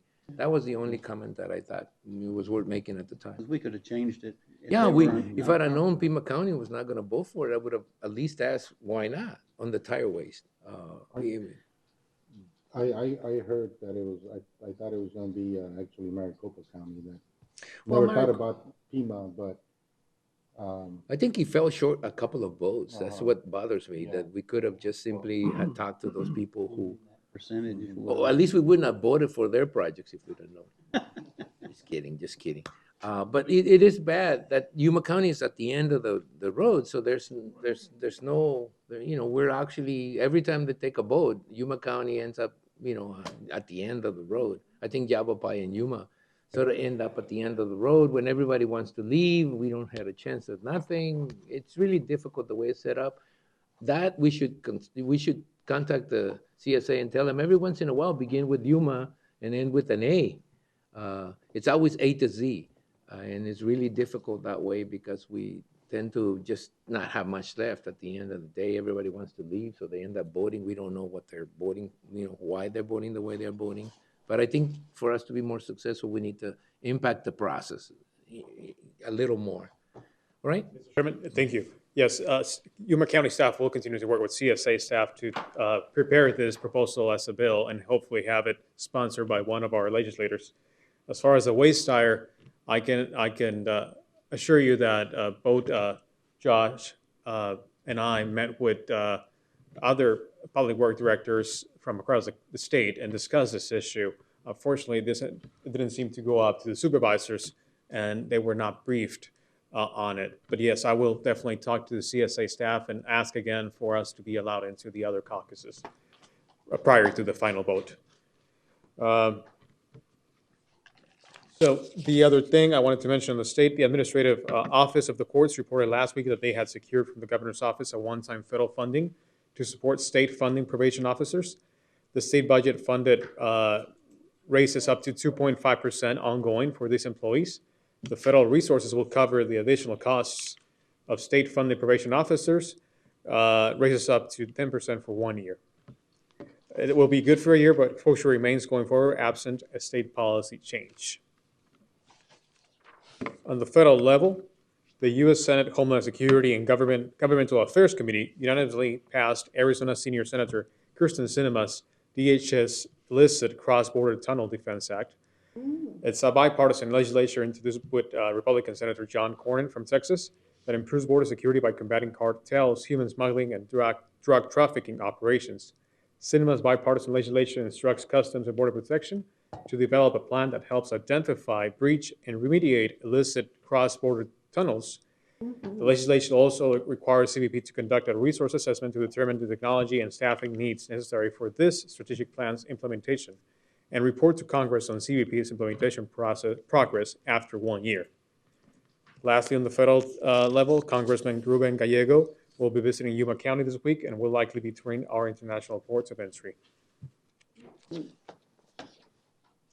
On the international front, a border affairs update, Mexico's federal government filed a lawsuit against 5 Arizona gun dealers that it claims are responsible for the trafficking. Mr. Chairman, just not to interrupt, but none of those people have actually been served. They just announced it, but didn't serve anybody. For what? Are you talking about the gun? The lawsuit? guns. Yeah, so Mexico's new lawsuit comes a little over a week after a U.S. federal judge dismissed the country's previous $10 billion lawsuit against U.S. gun manufacturers. Mexico said it plans to appeal the decision. The 5 Arizona dealers named in the lawsuit include Sprague Sports, which is based here in Yuma. 3 more of the gun shops are located in Tucson and 1 in Phoenix. Moving on, the second meeting of the U.S.-Mexico High-Level Security Dialogue on October 13. Mexican and American high-level officials met to discuss and review implementation of a U.S.-Mexico bicentennial framework for security, public health, and safe communities.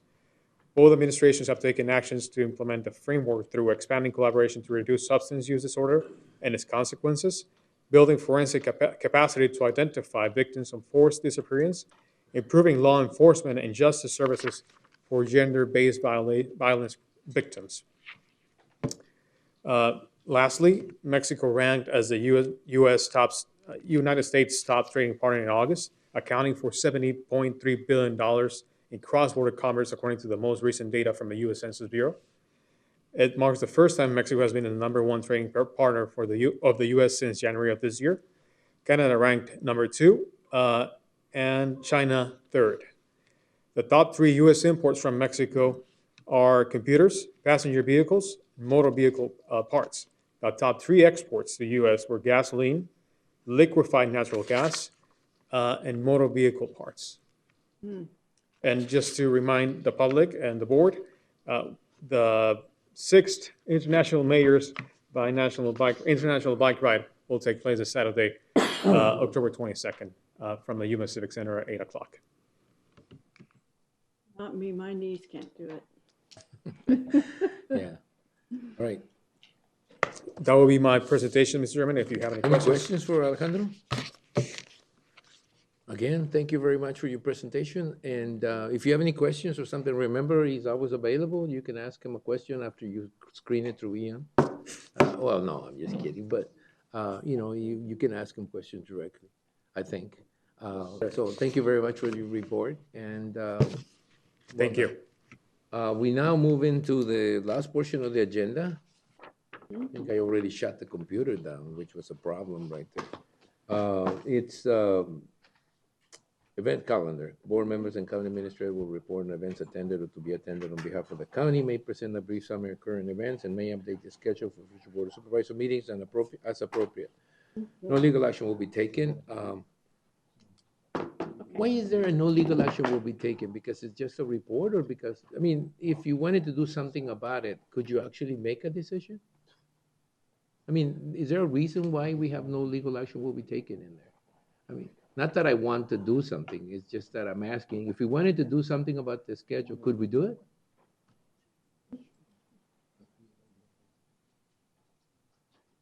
I know we've done it year after year, but You can direct staff to schedule something anytime. It's not legal action to do that. no, but I mean, the question is, why would they have no legal action will be taken? I That's mean, what your folks put on there. And if you're gonna have an agenda items Then you have to spelled open it out, to then you the- kind of have to give the public a good idea of what the content of that item is gonna be. And all right, okay. but there's certainly no reason why you couldn't direct staff to look at scheduling an item for a certain date at a future time. Because we do that at call of the public, and you're allowed to do that by statute. All right, okay. Again, we've done things a long time, a certain way, and sometimes I just wanna, sort of like, why? And I think I get the answer. The answer is if you don't, you have to be more specific about what you put in the agenda and what you're gonna be deciding on. So that's why you don't wanna put it in where legal action's taken, because you have to be more specific about what you're going to make a decision on. And this is more reports, and you can always. This is ask. more reporting. I remember when this was brought that the board wanted to do it when your prior supervisor, Bob McClendon, who was a legislator, they did that at the legislation and thought it would be nice to do it at the county level. So we implemented it at that time. That was probably back in. It's a long time ago. It was when Yeah. Pat Orozco was still county attorney. So I was your chief. So I'm gonna It was a think it long was time. probably 2003. Does that take me back? That's when we got those amended motions thing, whatever, amended to the amended motion thing. Yeah, I said, oh, come on. But directing staff to do something is not a legal action necessarily. It doesn't bind the board to it. They just look into it and get back. And as chairman, you can set items on the agenda for the future or meetings. And I think so. I think I know why. That it's really- helps. I'm just trying to give you alternatives. Thank you. All right, so go ahead, Supervisor Pancrazi. Okay. Take us down that path. Okay, got it. Well, I met with Ian and I was a judge at the Taco Festival. Oh, Serrano chilies. Oh my gosh. They come in late, right? Oh man, it was such a good time. We had a really good time judging tacos and they all of them were delicious. I have to You tell didn't you. judge the tunes?